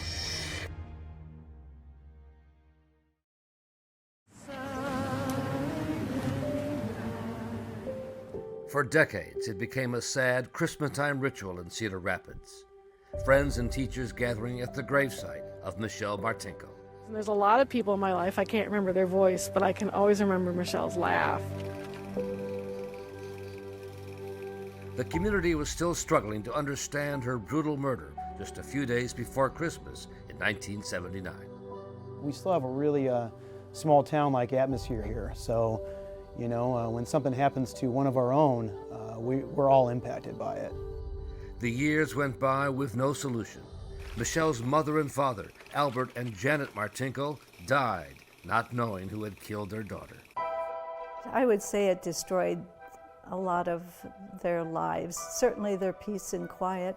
My little sister was their miracle baby. My mother was 44 when she had my sister. The mother's diary, discovered later, indicated that she died thinking it was either the ex-boyfriend Andy or Michelle's friend Kurt Thomas who had killed her. I saw the actual notes that Michelle's mother had made. She thought it was Andy. How did he get away with this, and why can't they prove it? But she was keeping a diary, and it was very troubling to me to see her write my name and then circle it and put question marks. The millennium came and went. America was attacked by terrorists. The country went to war in Iraq, and the most watched television show, CSI, showed how detectives solved crimes using forensics. But in real life, in Cedar Rapids, Iowa, the murder of Michelle Martinko remained unsolved. I would say we were frustrated. I would say we were very anxious. You know, why can't they figure this out? It turned out the answer had been sitting on a shelf at the Cedar Rapids police station all those years. Evidence from the crime scene that had not yet been tested for DNA until the year 2006 at a CSI-like moment.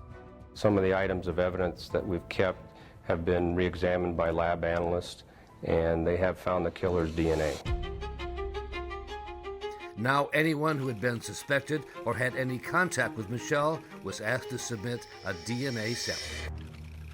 Of course, one of the first people that the detectives looked at was the boyfriend, and they took a swab from him, and it was not a match. But eyebrows were immediately raised at police headquarters when one man refused to give a DNA sample. Kurt Thomas, the last person to talk with Michelle at the mall that night, now married to a judge in Oklahoma. My wife just was completely silent, and then she was, "Are you crazy? Are you nuts? The police don't call and ask for DNA just willy-nilly out of the blue." Thomas's lawyer gave him a statement to read to the police detective who had contacted him, turning down the request for DNA. Read my little statement, and he set the phone down. I could hear the phone going down on the desk, and he just announced it to wherever he was.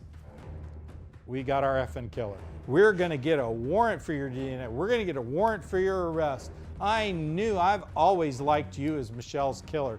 But after a prolonged negotiation with the Cedar Rapids police, Thomas's lawyer relented. And I gave my DNA. And I remember they called and just said, "He's not a match," and they hung up. And no one else was a match either, of the hundreds of men tested. They had gone through all of the usual suspect. My husband's DNA was tested. They were even that thorough. So there was just nowhere to turn unless it was a total stranger. And then how do you find that person? It was in 2015 that Detective Matt Denglinger took on the cold case, determined to find that total stranger. First, sorting through more than 7,000 pages of reports, including some prepared by his father, who was a detective at the time of the murder. I have to try to find something new to do. I'm really brainstorming. How can we streamline this process? And it was his wife who gave him the answer, after she had received a Christmas gift of an Ancestry.com research report on her family tree that used DNA. And at that time, you know, it was kind of a light bulb moment for us. She mentioned, you know, wouldn't that be neat if you could do that with your Martinko case? And I immediately recognized the potential in that. And that's how I eventually got turned on to a company called Parabon Nanolabs out of Virginia.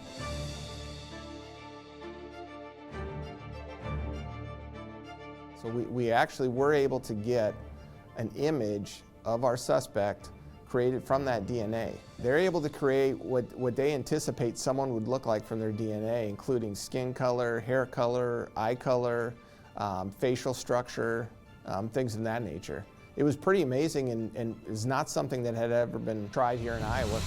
So that generated a whole new flurry of activity.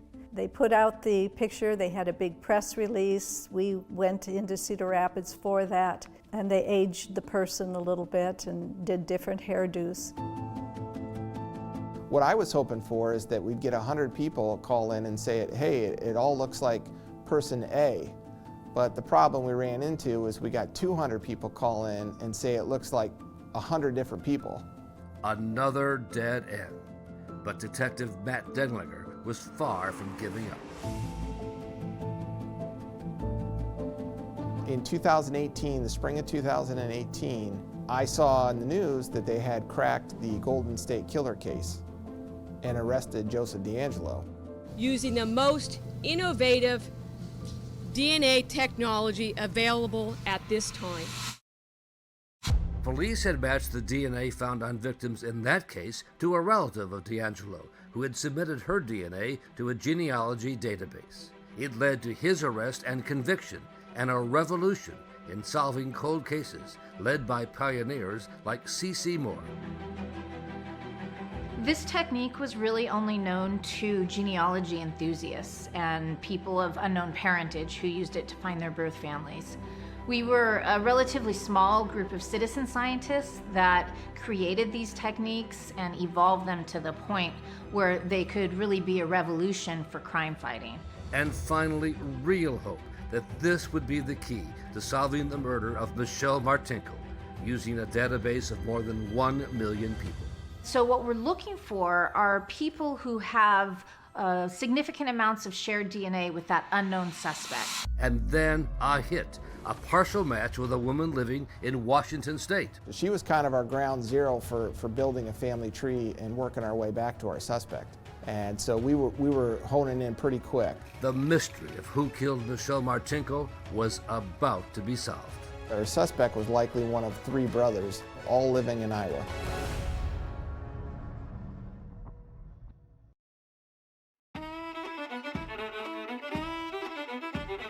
People in Manchester, Iowa, and the surrounding Delaware County are proud of their small-town values, a family-friendly, safe place in the middle of farm country. And yet, police were now certain that this town of 5,000 people was home for a man with a deep and dark secret. If the DNA test were correct, one of 3 brothers in the Burns family of Manchester had to be the man who had brutally murdered Michelle Martinko. Jerry Burns, Kenneth Burns, and Donald Burns. And they'd all grown up in the Manchester, Iowa area, which is about 45 minutes from Cedar Rapids.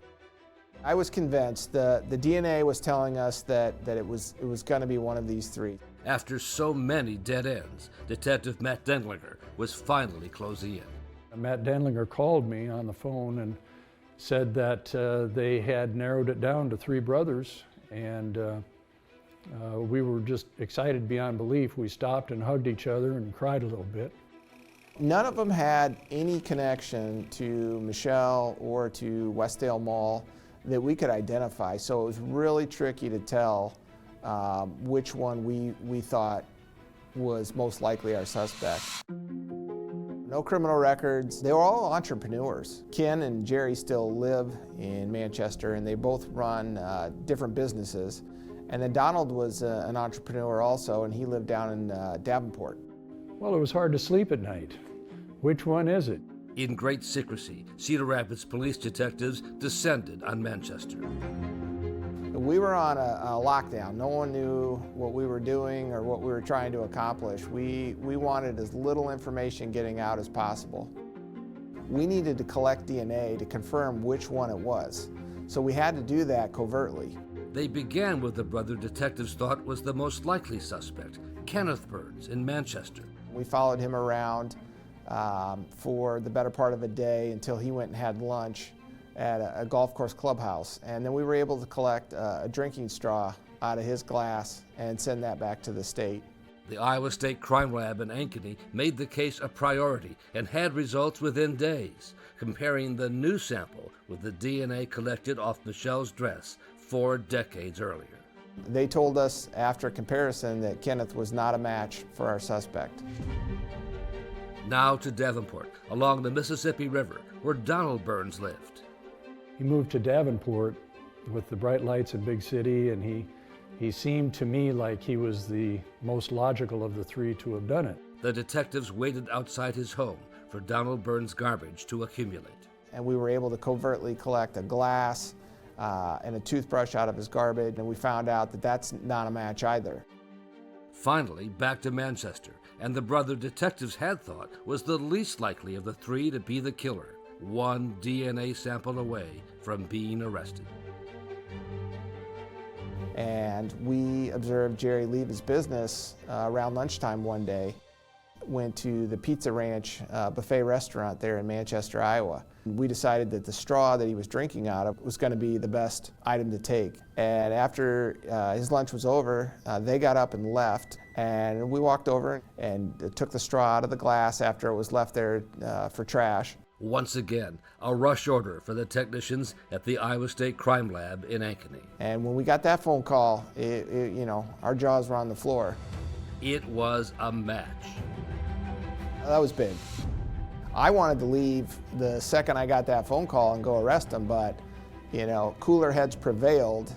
The plan instead was for Detective Denglinger and a retired detective who had worked on the case, J.D. Smith, to go back to Manchester. And see what he had to say for himself. So we walked right into the business and knocked on the door to his office. Hey, how are you today? Jerry, my name's Matt. Nice to meet you. Nice to meet you. Hey, I'm with the Cedar Rapids Police Department. Oh, yeah. No smoke and mirrors, no tricks up our sleeve. We're gonna just be honest with you and see what you're willing to tell us. Now at age 64, with a full face and a friendly pet cat, Jerry Burns listened as Denglinger laid out the purpose of the visit, all recorded on an undercover camera. We work in the cold case unit down at the Cedar Rapids Police Department, and we're following up on an old case. I don't know if you've heard it in the news at all. It's a homicide that happened at Westdale Mall. Michelle Martinko, is that something you've ever heard of? Yeah. First, Denglinger showed Burns a picture of Michelle. This is a picture of Michelle. Is that anyone you ever remember seeing or anything like that? No. Is not that's not a name you knew or anything like that. Okay. He actually agreed to be interviewed for quite some time. Now Detective Denglinger began to close in, telling Burns he had a warrant to collect a DNA sample from him to make sure there was no doubt. I already knew in the back of my head that Jerry was responsible for killing Michelle. His DNA was on the dress. And then all the cards on the table. Just spitballing here. But I'm just thinking, you know, we kind of know going in that this is probably going to be a match. Oh, really? Yeah. Why would that be? Well, we were kind of hoping you'd tell us. The reality is we're not here on a whim. We're here to confirm what we already know. I already collected some DNA from you that you got rid of before.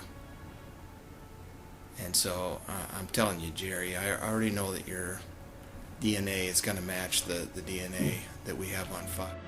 Outside, prosecutor Nick Maybanks was in a surveillance van, listening to a live audio feed of the interview.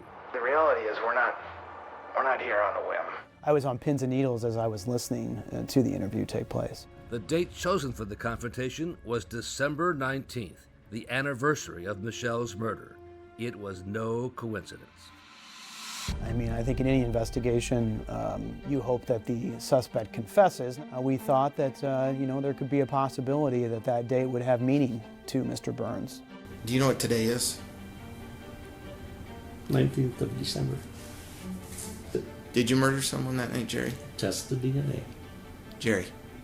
Test the DNA. Why did this happen, Jerry? Test the DNA. What happened? I don't know. I was not there that night. You don't know why this happened? I was not there that night. Well, we know better than that, Jerry. You know better than that. You know I'm not lying. He was in full denial mode about having any involvement. I didn't get quite what I wanted, which was just a full confession explanation. Maybe I was overly optimistic I could get that from him, but... One last try. Take a good look at her picture for me, please. And just really make sure in your mind that this is not someone you know. I don't believe or that so. you met. So eventually we came to the conclusion that he's not going to provide us any more information, and we're not going to get any more evidence to connect him to Michelle. So at that time it was decided that we were going to arrest him for the murder of Michelle Martinko. Tonight's stunning news of the arrest decades after her murder. Authorities arrested 64-year-old Jerry Lynn Burns of Manchester this morning. He's been arrested for first-degree murder in the stabbing death of Michelle Martinko. But once the case got to the courtroom, it was not so cut and dried. Burns' family was able to hire one of Iowa's top defense lawyers, and the reliability and the constitutionality of the DNA evidence would be put on trial. Without it, a conviction would be impossible. This could not have been Jerry Burns. It just didn't make sense.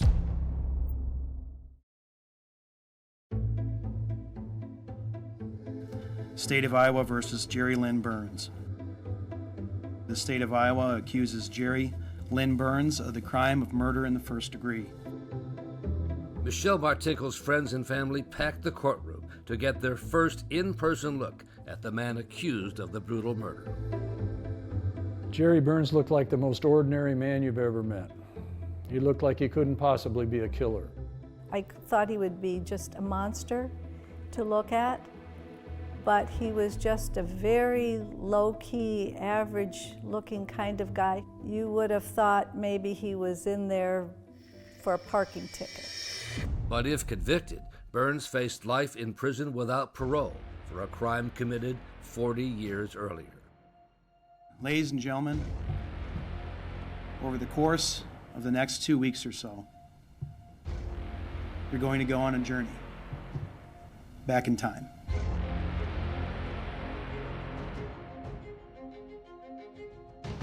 Michelle Martinko was a girl out on the town. She would talk to anyone she considered to be a friendly face. Those in her class, those in the concert choir with her, and those that were in music or on the twirling squad with her.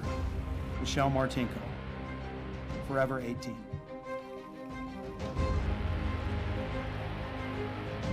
And as the lawyer for Jerry Burns, Leon Spees, prepared for his opening statement, he understood the emotional power surrounding the memory of a beautiful teenager whose life was cut short. And no one in this courtroom at any point is going to be critical of Michelle Martinko. There was no reason for her to die, and there was no reason for any violence to be inflicted upon her. To take the jury back in time to 1979, the prosecution began with classmates of Michelle Martinko. She was a real sweet girl. Always upbeat, always dressed impeccably. Including her one-time boyfriend, Andy Seidel. It's hard to characterize someone as good and as pure as she was in terms of how she would treat others. You know, Andy was a nervous wreck, understandably. Not only did he love Michelle back then, but he had went through a lot being, you know, the target of the investigations. And of course, for years, Michelle's family was certain Andy was the killer. After testifying, he left town before Michelle's sister could talk to him. I would have liked to have personally apologized to him for falsely accusing him for all those years and for thinking that he was capable of doing something like that to Michelle. Next to testify was Kurt Thomas, who also had been considered a suspect and was the last person known to have talked to Michelle at the Westdale Mall. I remember that night. I remember Michelle, her smile.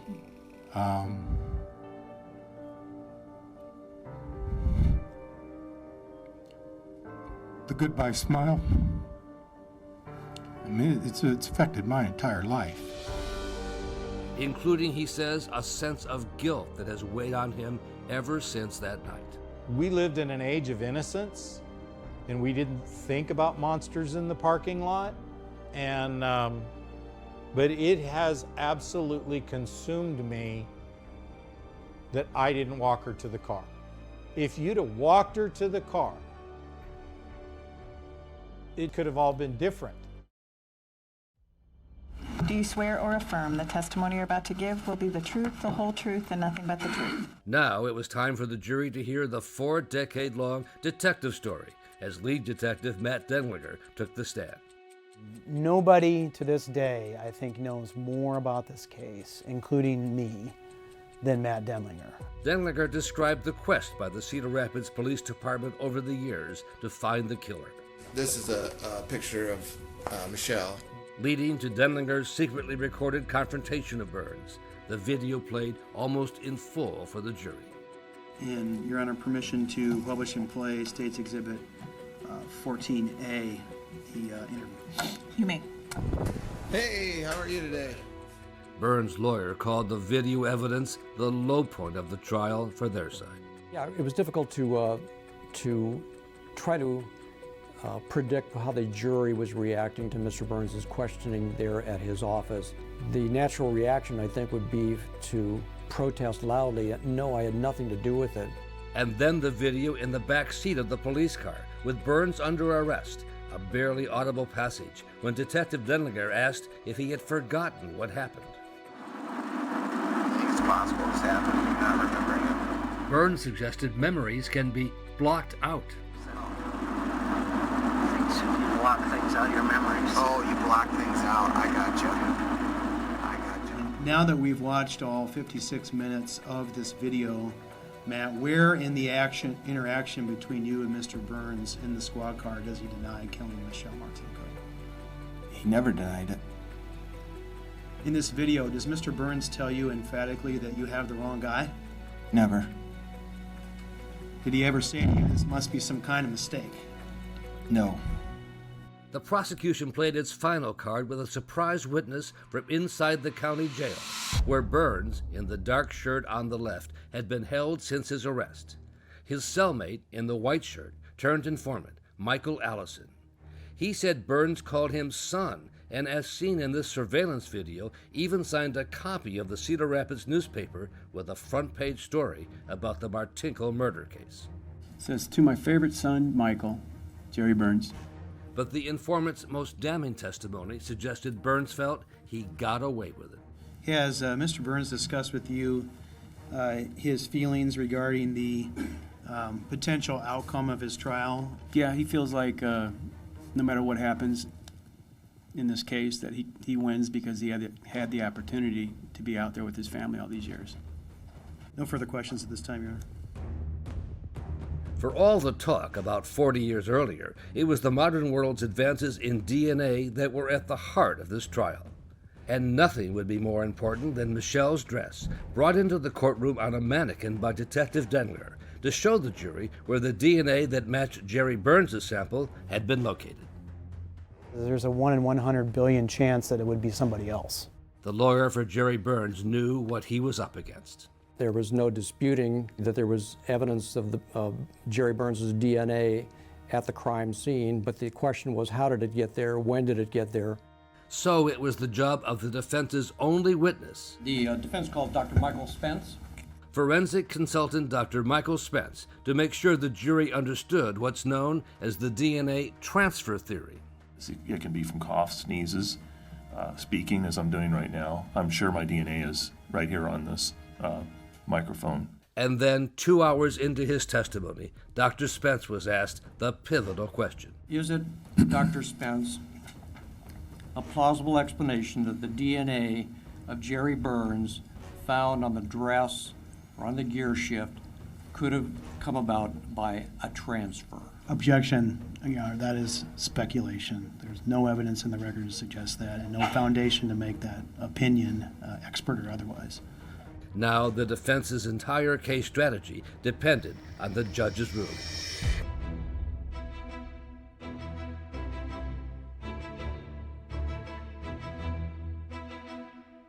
The witness will be permitted to respond, answer the question, the hypothetical question. Was it plausible that Jerry Burns' DNA ended up on Michelle Martinko's dress by some sort of innocent transfer? Yes, that's a distinct possibility. Both sides felt they had done enough to win.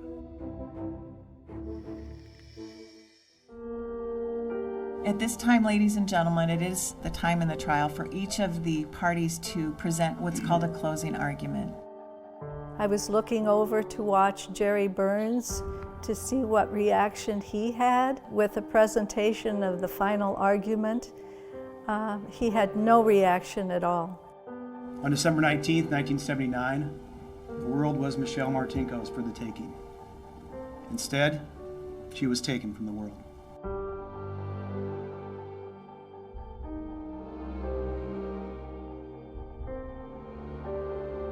I wanted to bring the jury into the story of where these two lives, these two people, intersected that night. He saw her leaving and he followed her. She's taken by surprise, but she knows that she has to fight. He knows he now must eliminate her because she can identify him. Meanwhile, the killer would be able to go on with his life. Raise his family, run a business, enjoy those years. No doubt haunted by the prospect of one day receiving a knock on the door that would eventually come. And prosecutor Nick Baybanks replayed for the jury the video of that day he said the knock did come on the door. Hey, how are you today? Jerry, my name's Matt. Nice to meet you. How would you act if somebody came and said your DNA was on the crime scene, started implying you in a murder? Well, you know what I'd do? I'd say I didn't do it. You got the wrong guy. Not, I don't know. I don't think anything happened. I don't think so. And the prosecutor knew he had the DNA evidence on his side, scoffing at the theory that Burns's DNA was somehow transferred onto Michelle's dress by accident. It's not reasonable. It's not founded in the evidence, and quite frankly, it's not even within the realm of possibilities. The evidence shows, beyond any reasonable doubt, the defendant killed Michelle Martinko.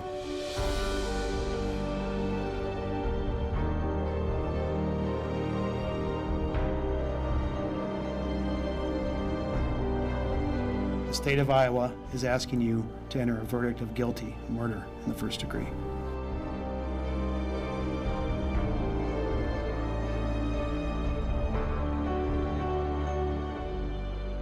Thank you, Mr. Maybanks. But the prosecution case had a glaring hole. Where was the motive? Why did Jerry Burns kill Michelle Martinko? Mike Korobanix, you're a former prosecutor. It's tough to prosecute a case against a defendant with only DNA and no really clear motive for this defendant to have killed this victim. I couldn't agree with you more. The jury was not shown what prosecutors wanted to present as, in fact, a really clear motive. The disturbing internet searches discovered on Jerry Burns' computer about assault and murder, such as blonde molested after getting strangled and sex with freshly dead person. There was indeed a motive, a pathological need to kill and to gain personal pleasure from the act of killing. But Burns' lawyer, Leon Spees, fought successfully to keep the graphic computer searches from being used as evidence in the trial. We didn't think it was strong evidence of a motive. And with the computer searches kept out of the case, Spees was able to argue there was no evidence of a motive for this family man to target Michelle Martinko. He is a characteristic small-town Iowa businessman with a great group of children in his family. He's kind of the spitting image of a true Hawkeye. The biggest hurdle for the defense was the DNA evidence linking Burns to Michelle's dress. And Spees reminded the jury of his expert witness's testimony about how DNA can be transferred and is not infallible. This is not just phony stuff or something that was made up. This is important scientific information that's invaluable and necessary for your critical appraisal of all of the evidence in this case. And then finally to those damning police interrogation tapes of Jerry Burns. Much has been made about whether or not Jerry, in being questioned by investigator Denlinger, denied that he had killed Michelle Martinko. Test the DNA. Why did this happen, Jerry? Test the DNA. What happened? I don't know. I was not there that night. You don't know why this happened? I was not there that night. I was not there that night. It cannot be said, with your allegiance to the law and the facts, that Jerry Burns is guilty beyond a reasonable doubt. Your verdict must be not guilty. The jury went out late in the day. Even the lead detective, Matt Dinglinger, worried the prosecution case had issues.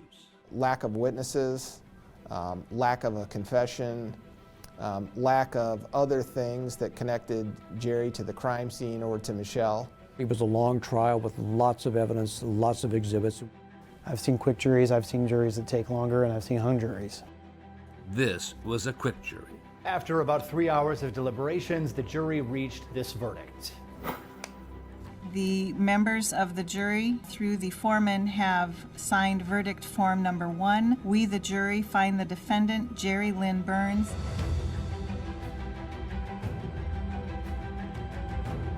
guilty of the charge of murder in the first degree.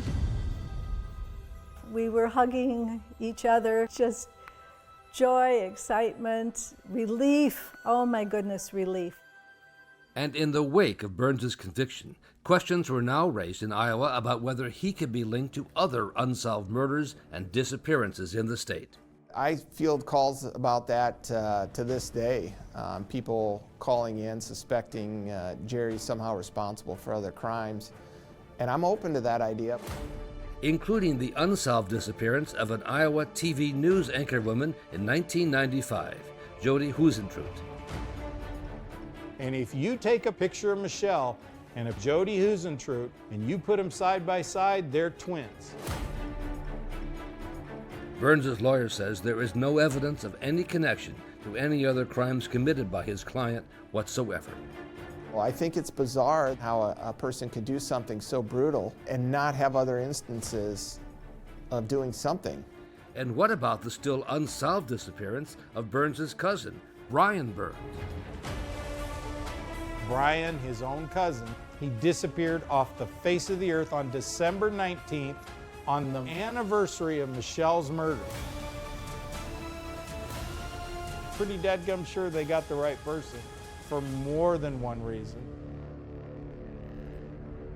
After a delay because of the COVID-19 pandemic, Jerry Burns, in his orange prison jumpsuit and wearing a mask, was back in court to hear his sentence. There is no death penalty in Iowa, and he got the maximum possible, life without parole. Jerry Lynn Burns, you are now remanded to the Director of the Iowa Department of Corrections for the rest of your life.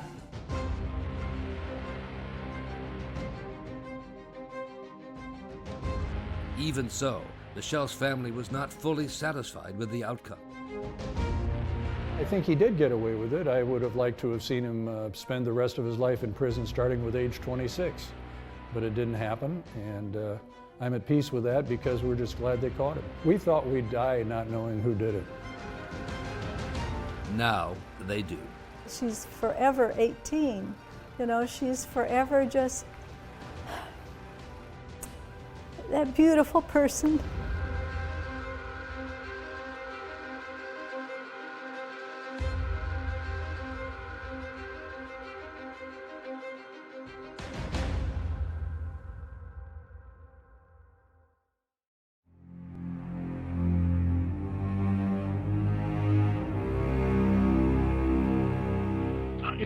Where is your emergency?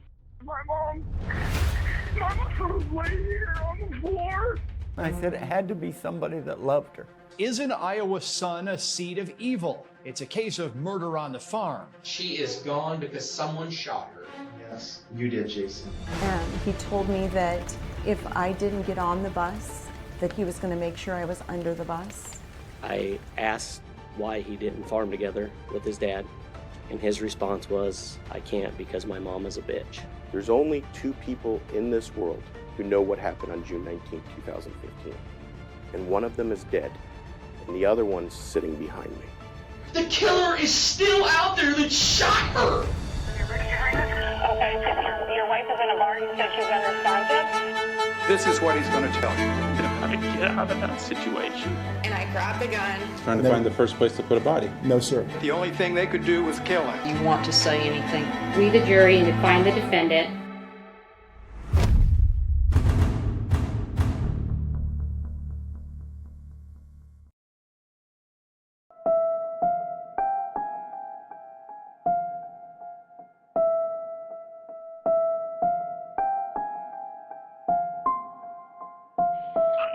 Where is your emergency? Yeah, I need an ambulance, man. Okay, to what address? 132 Perry Street. It was the Iowa farm home of Shirley and Bill Carter, their son Jason describing a horrible scene.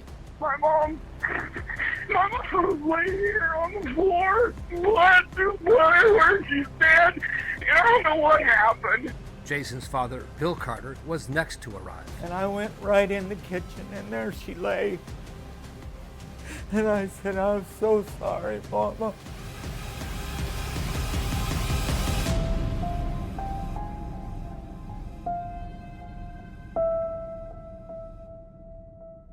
Shirley Carter's murder in her remote western Iowa farmhouse devastated and ultimately would destroy her family.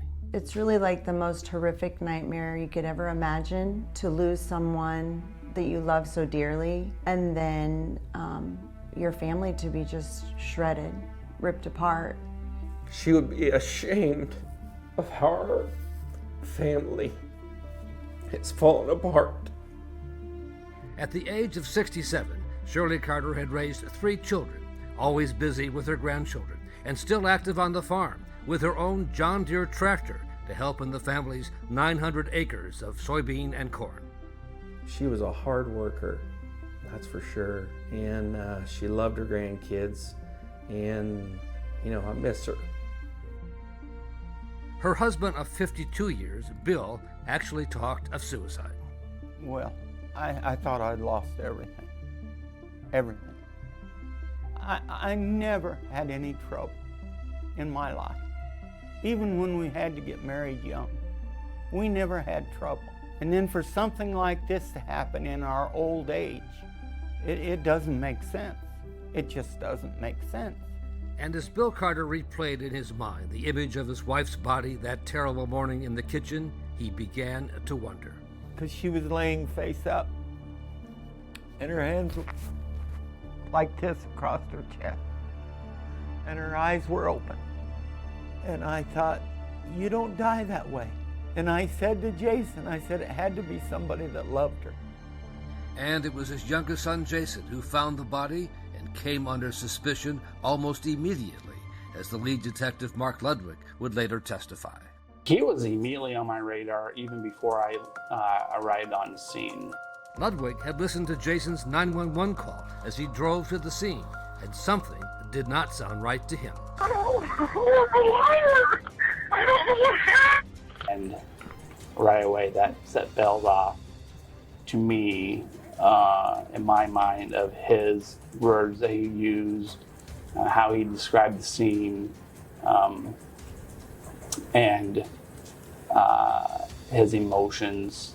When he was like, we want you to 2 hours. How would Jason know she had been there for 2 hours? He's attempting to introduce that she has been dead for 2 hours when he has a solid alibi. 2 hours earlier, Jason Carter was seen on video at a grain elevator, but Agent Ludwig remained suspicious. My experience tells me that if a person goes into great detail of the crime scene, that is abnormal. You don't do that when you just find your mother dead on the floor, unless they're trying to be deceitful. Adding to the questions about Jason was a secret he had kept from police and his wife, a torrid extramarital affair. A secret revealed when police discovered a phone he had hidden under the hood of his truck in the fuse box. It was a phone he had been using to send texts to the local woman with whom he was having the affair. Since I didn't bring that to their attention right out of the gate, I guess they just assumed that I was nothing but a liar. And a liar and a cheat. And for that reason, the lead investigator just zeroed in right on me and never lost focus. Within 3 days of the murder, both Jason Carter and his wife Shelley were in the back of a patrol car, being brought into the local sheriff's office for questioning. They took me into a small courtroom there at the sheriff's office, and I will never forget that. And they told me about Jason having an affair. And of course it was, just like, to be honest, just so disappointing. And more than anything, just heartbreaking. Down the hall in the sheriff's office, Jason Carter was in the middle of what would be an almost 11-hour interrogation. So you'd have my deepest sympathy, you really do. Thanks. Okay. He was asked and agreed to take a lie detector test. Okay, lean back, try and relax. So, we'll begin the test. I'll have your feet flat on the floor. I'll look straight ahead and answer no to each question, okay? Had me sit there, put the gizmo, put everything on me, and basically started to ask me questions. While the test was underway, elsewhere in the sheriff's office, lead investigator Mark Ludwig was trying to get Shirley Carter to turn on her husband. Mark Ludwig threatened me. He told me that if I didn't get on the bus, that he was going to make sure I was under the bus. And I started to say to myself, something's terribly wrong here. Shirley was confident her husband would pass the lie detector test and everyone could go home. Okay. Regarding the death of your mom, do you intend to answer each question truthfully? Yes. Okay. Did you physically hurt your mom? No. Okay.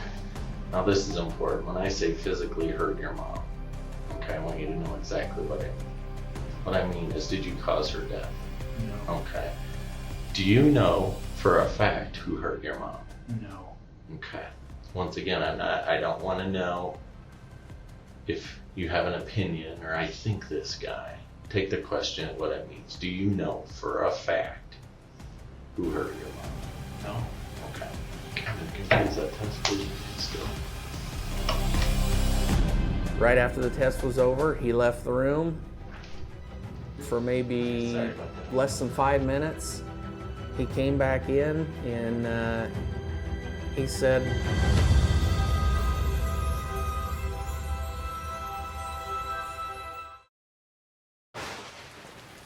The month of July is a pivotal one for Iowa farmers.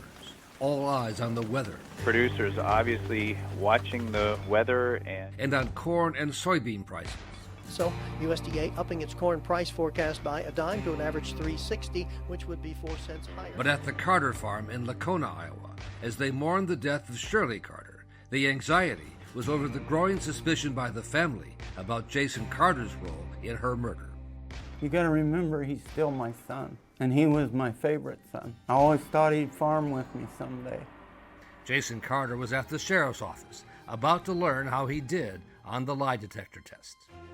We score them in 3 different ways. Okay, you can show non-deception, which means that we don't see any variation. Inconclusive, which means we're not sure. Or deception, which means we haven't heard the whole story yet. And you were deceptive. The lie detector test was a crock of shit. That lie detector test was 110% wrong. So, I don't know. They sure tried their damnedest to get me to fess up to something I didn't do. And State Police Agent Mark Ludwig used the results to bear down on Jason Carter. Jason, what are the 2 things that you were deceptive on? Do you positively know who did this? No! Well, according to the test, you do. Well, that damn thing is wrong! It's not wrong. It is too! It's not wrong. I never touched my mom! I never hurt her! The killer is still out there that shot her! So back to the beginning. What happened at your mom's house? She was shot dead! I understand that, Jason. We need to get to the truth here. That is the truth. No, I think I walked in the door and my mom was laying in a pool of blood. But Agent Ludwig says he knew that was not true. The way he describes the body on the floor and still bleeding gave me great concern when I arrived on scene. I looked in the window as there's not blood everywhere. There's very minimal blood on the crime scene. Okay, I walked in and found my mom dead, and that's it, Jason, period. That's not true. That is the truth. It's not true, Jason. That is too the truth. It's not true, Jason. We need to get past that, and we need to get to what the truth is. I'm telling you the truth, the god-awful truth. Jason. I'm telling you the truth. You're not telling me the truth, Jason. Yes, I am. Jason Carter was getting increasingly frustrated and angry with Mark Ludwig. That guy is, in my opinion, pretty much the devil. I don't know how else to say it. You're the one failing the things. polygraph examination. You haven't Nobody else fits those things. Jason, I'm confident. I agree, poor mom. She doesn't deserve this. Exactly. She doesn't deserve She what doesn't happened deserve. to her. If and she doesn't could talk deserve right you now, sitting here. she'd strike both your asses dead because she knows I didn't do that. Okay? She does know. She would strike both your asses dead because I didn't do this. said And if she you keep know. blaming me, I guarantee both of you will go to hell because I didn't do a damn thing to my mom. Well, Jason, I'm gonna keep telling you did it because you did. No, I didn't. And together we can get past this. But you condemning me to hell isn't gonna change the facts of what occurred. One of the facts was how the Carter house appeared to have been ransacked, something Jason Carter pointed out to his father right away that morning. Then he said, Dad, look, somebody's robbed you. And when I went into my office, all my drawers had been pulled out and dumped, just dumped. They hadn't went through anything. They were just dumped. And then he said, let's go in the bedroom. And her drawer where she keeps her bras and her panties was open and nothing was taken. Her purse was hanging on our granddaughter's high chair and she had $140 cash in it and she had credit cards in there and none of it had been touched. So it didn't make sense. It didn't make sense. It made sense to Agent Ludwig. The crime scene is that of a adolescent mindset. I need to stage this robbery. I need to make this look like a robbery. And at that point, no one knew the bedroom was ransacked other than Jason Carter. So how was he known privy to that information when nobody else was? Another question. How was Jason Carter able so quickly to discover a bullet hole in the floor and another one in the refrigerator? You know what? I've done this a very long time, and you're right. People do react with disbelief and stuff when they find a body like that. You know what they don't do? They don't survey a crime scene and start telling me where bullet holes are at, Jason. That's what they don't do. The gun used to kill Shirley Carter was never found, but Jason early on suggested it was a hunting rifle found missing from his father's gun safe in the basement. What do you think was used to shoot your mom? I think that .270 rifle was used to shoot my mom. It was a Remington bolt-action .270 like this one. Where'd it go? You tell me. I don't know. I think you know that's the murder weapon because you know what happened. No, I don't. Clearly, I believe Jason Carter knows exactly where that gun was on that crime scene. He placed that gun somewhere. I don't know where he put it. Agent Ludwig and a second agent went around and around with Jason Carter into the evening. These two guys were in my face a foot away, just ripping into me, saying, you know, you did this, you know you did this. This doesn't matter. We're not talking my about mom is gone, and you haven't. You can't tell the truth. You're Bullshit. Right. Bullshit. You're right. Your Bullshit. mom is gone. She is gone because someone shot her. Yes, you did, Jason. And no, you I step didn't. up and take responsibility for your actions. What is wrong with you? What is wrong with you people? I would never harm a hair on my mom's head. It was only after Jason's wife Shelley demanded to talk to him on the phone that the agents gave up on their efforts to break him, to get a confession. She demanded that she was either coming in or I was coming out. She said she wants me to quit talking to you and we get out now. That's fine. Like I told you from the very beginning or whatever, you're more than welcome at any time. Okay, I mean, I'll go. But I don't have anything to hide, Mama. I told him there's no way I'd hurt my mom. So that's when I got up and I walked out. I never had my doubts about Jason's involvement with his mom. Now, did I have doubts about our marriage? Huh, you're not kidding. I mean, you know, just what a disappointment. But I could have been a scorned wife because that's what Mark Ludwig wanted me to be. But I was raised that you do things because you know they're right. And I knew that he didn't have anything to do with his mom's death. So it wouldn't be right for me to be a scorned wife and say, you cheated on me. Now you can pay for your mom's death.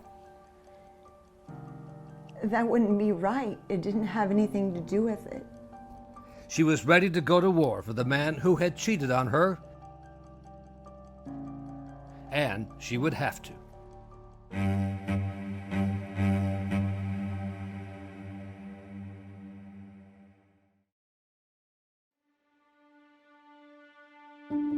The first thing that just stood out about this case was the unimaginable tragedy of a man losing his wife of 52 years and coming slowly to the conclusion in the days after the homicide that his son was the killer.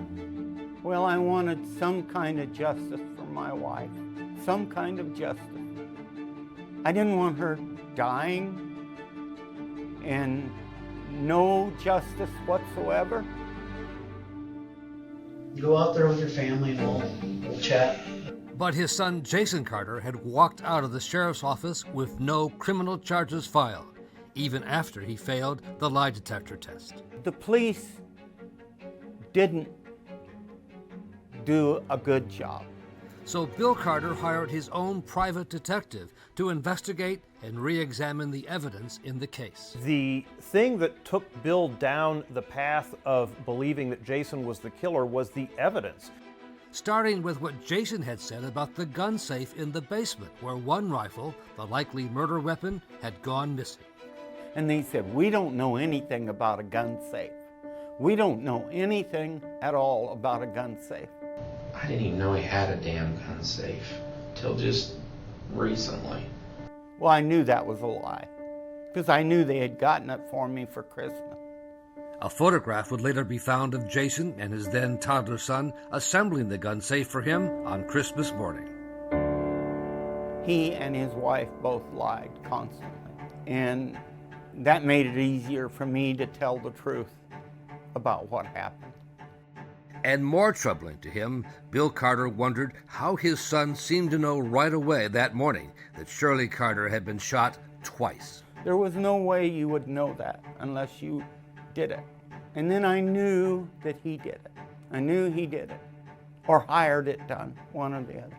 And both Bill Carter and Agent Mark Ludwig agreed on the motive for the murder, the affair Jason was having.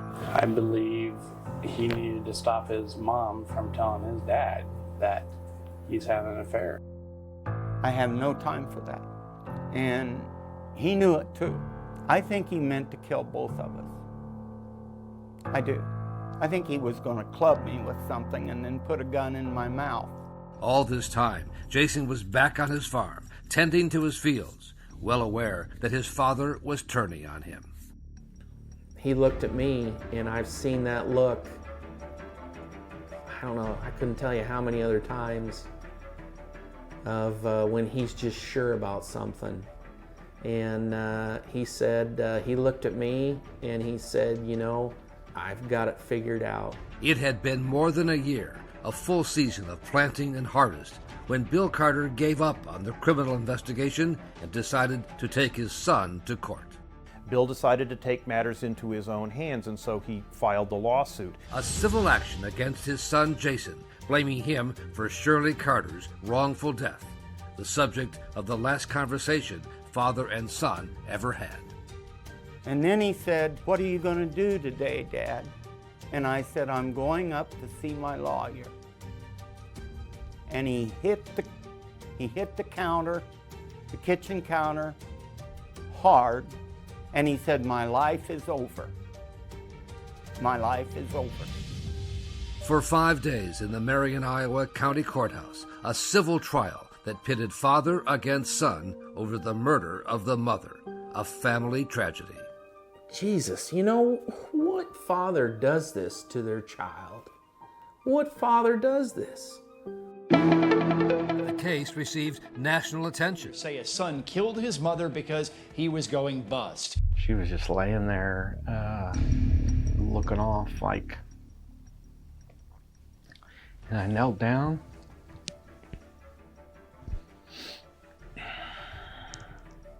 And I grabbed her pant leg and shook it and said, "Mom,"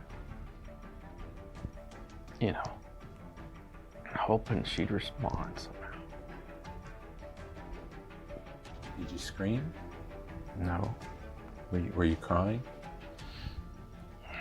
You know, I think I don't, it was just shock. In reality, killers come in all shapes and sizes. What I'll tell you is that Jason came across to us in the civil trial as, number one, highly insincere, and number two, very shifty. Jason Carter's lawyers were convinced it was a ploy to spur a criminal charge against Jason. We know that the prosecutor was sitting in the civil trial the entire time, taking notes. So in our opinion, law enforcement, the state of Iowa, and Bill Carter worked hand in hand. A civil trial has a lower standard of proof than a criminal trial, but still it was no slam dunk. Convincing a jury that a son is going to kill his mother in the kitchen of the farmhouse where that son was raised just sounds like quite a mountain to climb. But the jury took only 2 hours to reach a verdict. I guess I had a bad gut feeling, and you know, my gut feeling was spot on. Jason Carter, guilty, liable, ordered to pay $10 million. When they came back with that $10 million judgment, I kind of figured everything was going to go to hell from there. And it did. The prosecution now decided it had enough evidence to charge Jason Carter with murder. His nemesis, Agent Mark Ludwig, made sure he was the one to put Carter in handcuffs in front of Carter's teenage son. And he said, "I've been waiting 2.5 years to do this." He said, "Do you have anything to say, you pussy?"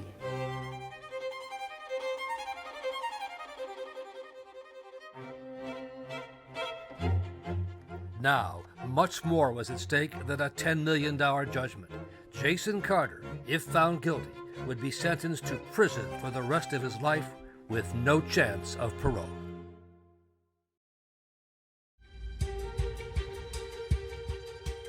Opening statements this afternoon. Is an Iowa son a seed of evil? It's a case of murder on the farm.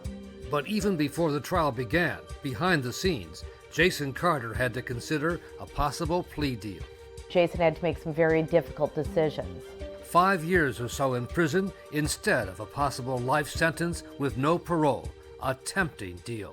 Boy, you know, a person's pretty leery after going through a civil suit and them taking 2 hours to come up with a guilty. You just hate to put your hands into the jury again. But his wife Shirley put her foot down. No way in hell.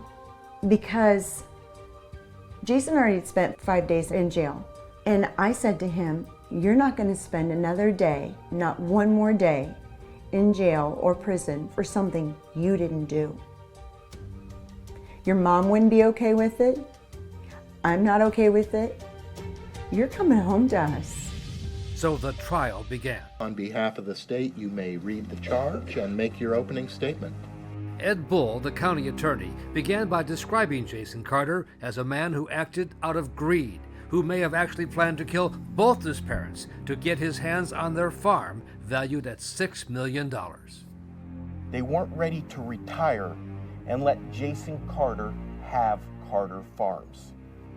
So you might be wondering, if Jason Carter couldn't run Carter Farms instead of his parents, why didn't he just run Carter Farms with his parents? Jason Carter, the man sitting in that chair right there, said he could never go into business with that bitch. For Jason Carter's lawyer, Christine Branstad, it was essential for her to paint a different picture of the relationship between Jason and his mother. That Jason Carter Was a son who loved his mother, spent a lot of time with her. Essential for the defense to get ahead of what they knew was testimony coming about the mother-son relationship. The state calls Brandon Smith, Your Honor. A local farm equipment salesman, Brandon Smith, who knew the family and Jason well. I asked why he didn't farm together with his dad, and his response was, I can't because my mom is a bitch. Did it surprise you when he said that? A little, yes. Why? I have known Shirley about as long as Bill, and it was just, she didn't strike me as that person. I guess I just didn't realize that was how he felt, I guess. Kind of took me back a little. The defense was braced for the prosecution's strongest witness. State of Iowa calls Bill Carter. If I can get you to raise your right hand for me, please. Do you swear to tell the truth, the whole truth, and nothing but the truth? I do. Please be seated. The testimony of Jason's father, Bill Carter. That was my biggest concern going into the trial, is that a jury would think, well, if the father thinks he did it, he must have done it. The prosecutor began with questions to back up the alleged motive, money. Did you start to have concerns that Jason was going to struggle to pay off his farming debts? Yes, I did. Jason, at the time of the murder, was deeply in debt. Bill was interested in farming with Jason to try to help him out. Shirley was dead set against it and did not want Bill and Jason to be farming together. And so Shirley was really the person standing in the way of the solution to Jason's financial problems. How much was he going to come up short? I assume somewhere between $100,000 and $150,000. Bill Carter knew his testimony could put his son in prison for life. Yeah, it bothered me. That's just because I loved him. You can't stop loving somebody. He did something terrible, but you can't stop loving somebody. And the emotion was raw as the questioning turned to the moment Bill Carter found the body of his wife of 52 years. What did you see? I found Shirley on the floor. And she just looked like she was sleeping. Her eyes were closed. Her hands were crossed. And her legs were crossed. And I picked her head up and I held her.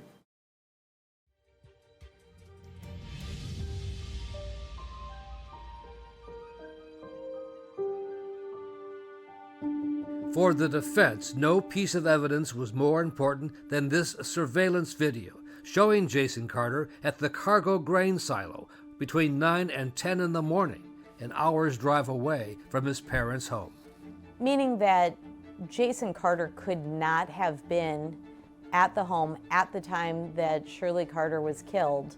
And the defense would hammer that point home with their medical expert who testified about how long Shirley Carter had been dead when her body was found. My opinion I would express would be around 2 hours. The time of death was absolutely crucial, and I believe all medical evidence points towards a time of death at the point when Jason Carter would have been at Cargill. Get you to raise your right hand for me, please. Do you swear to tell the truth? But the key witness for the defense, not for the prosecution strangely enough, was the state police lead investigator who had focused on Jason. My name is Mark Ludwig. I have never been involved in a case or seen a case of any significance where the state did not call the lead investigator. What the defense wanted to show was a failure by Ludwig and others to follow up on tips from local residents that 3 area men with long criminal records had killed Shirley Carter during a botched robbery. At least a dozen of those people say that it was a burglary gone wrong, correct?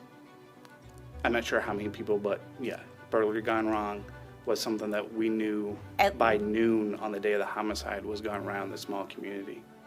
But again, Not to my knowledge. And again. I don't remember. And again. I don't know. The agent was stymied by the questions. I'm definitely confused at this point. Or could not remember. But I've done a lot of stupid stuff in my career and during interviews, and so I'd hope I wouldn't have done that. What we were able to show is that they weren't fully investigated, and the door was open that they or anyone else could have been guilty. None of the three men was ever charged in connection with the murder. Prosecutor Ed Bull sought to set the record straight. Were there any alternative suspects that came to light? Not from anyone other than Jason Carter. Sir, has there been anyone during the investigation of the death of Shirley Carter that provided information that was consistent with what you found at the crime scene? Yes. Who was that person? Jason Carter. Jason Carter ever shed a tear? Not once, never, until this courtroom. So now the stage was set for Jason Carter to take the stand and once again attest to his innocence.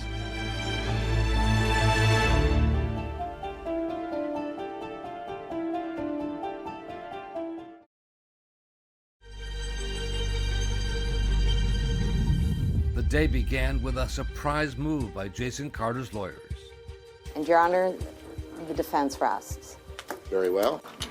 Meaning Jason Carter was not going to testify in his own defense. We had never really considered the idea of not putting Jason on the stand until the very end of the trials. His lawyers thought they had a winning hand and did not want to let prosecutor Ed Bull have a go at Jason. Lawyers are tricky, and the prosecutor is an excellent lawyer. And there's a good chance that he could have, made Jason say something, or that Jason would have gotten confused by the questioning. Ladies and gentlemen, that means the evidence is done. As the saying goes, it's all over but the shouting. So it was straight to the closing arguments. There's no dispute someone committed murder in the first degree. The question is, who is that somebody? But the prosecutor knew there was no physical evidence from the crime scene to connect Jason Carter. No fingerprints, no weapon. And the jury was not told about Carter failing the lie detector test. Well, that damn thing is wrong! Nor would the judge let the prosecutor reveal some other key facts about Jason. The jury didn't hear about the affair. The jury had a much more limited understanding of Jason's financial circumstances and the family strife that caused. And so the jury had a much weaker understanding of why Jason would have done this. It was a circumstantial evidence case based largely on surmise. How does Jason Carter know his parents' bedroom is ransacked for any other reason than Jason Carter's the one who did it?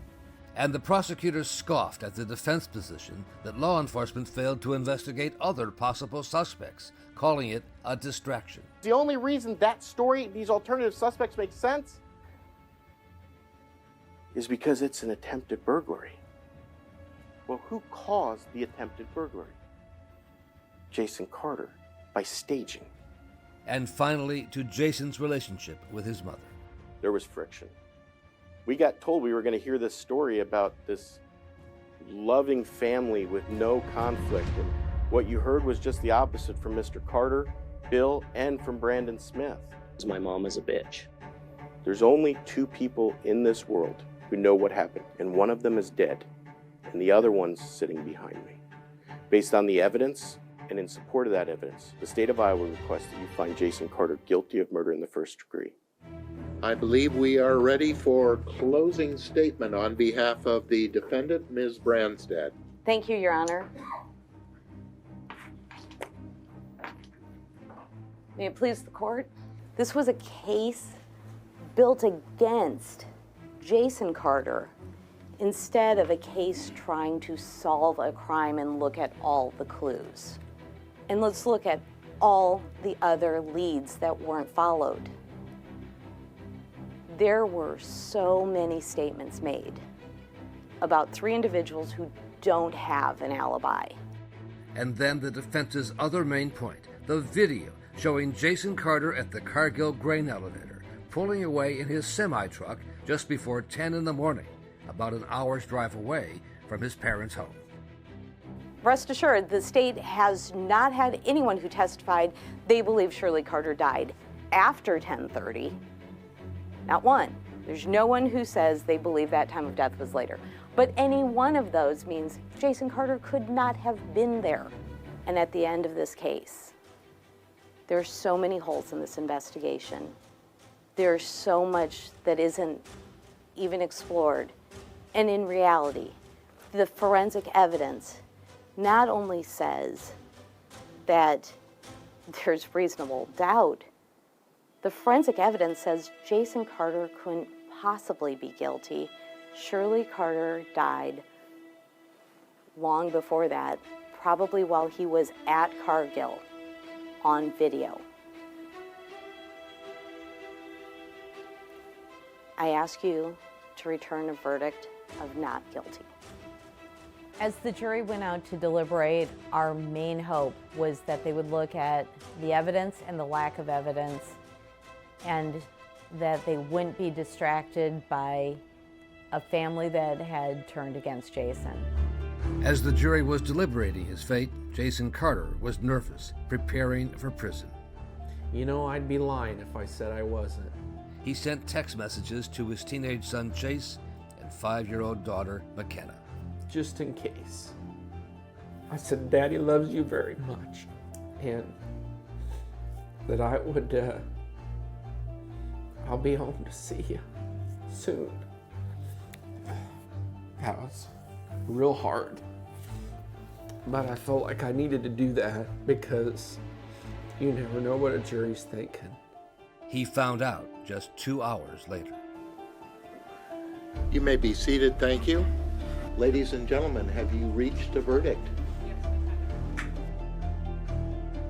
And so I prepared Jason for the worst possible verdict and made some requests that he not overreact if he got a negative verdict.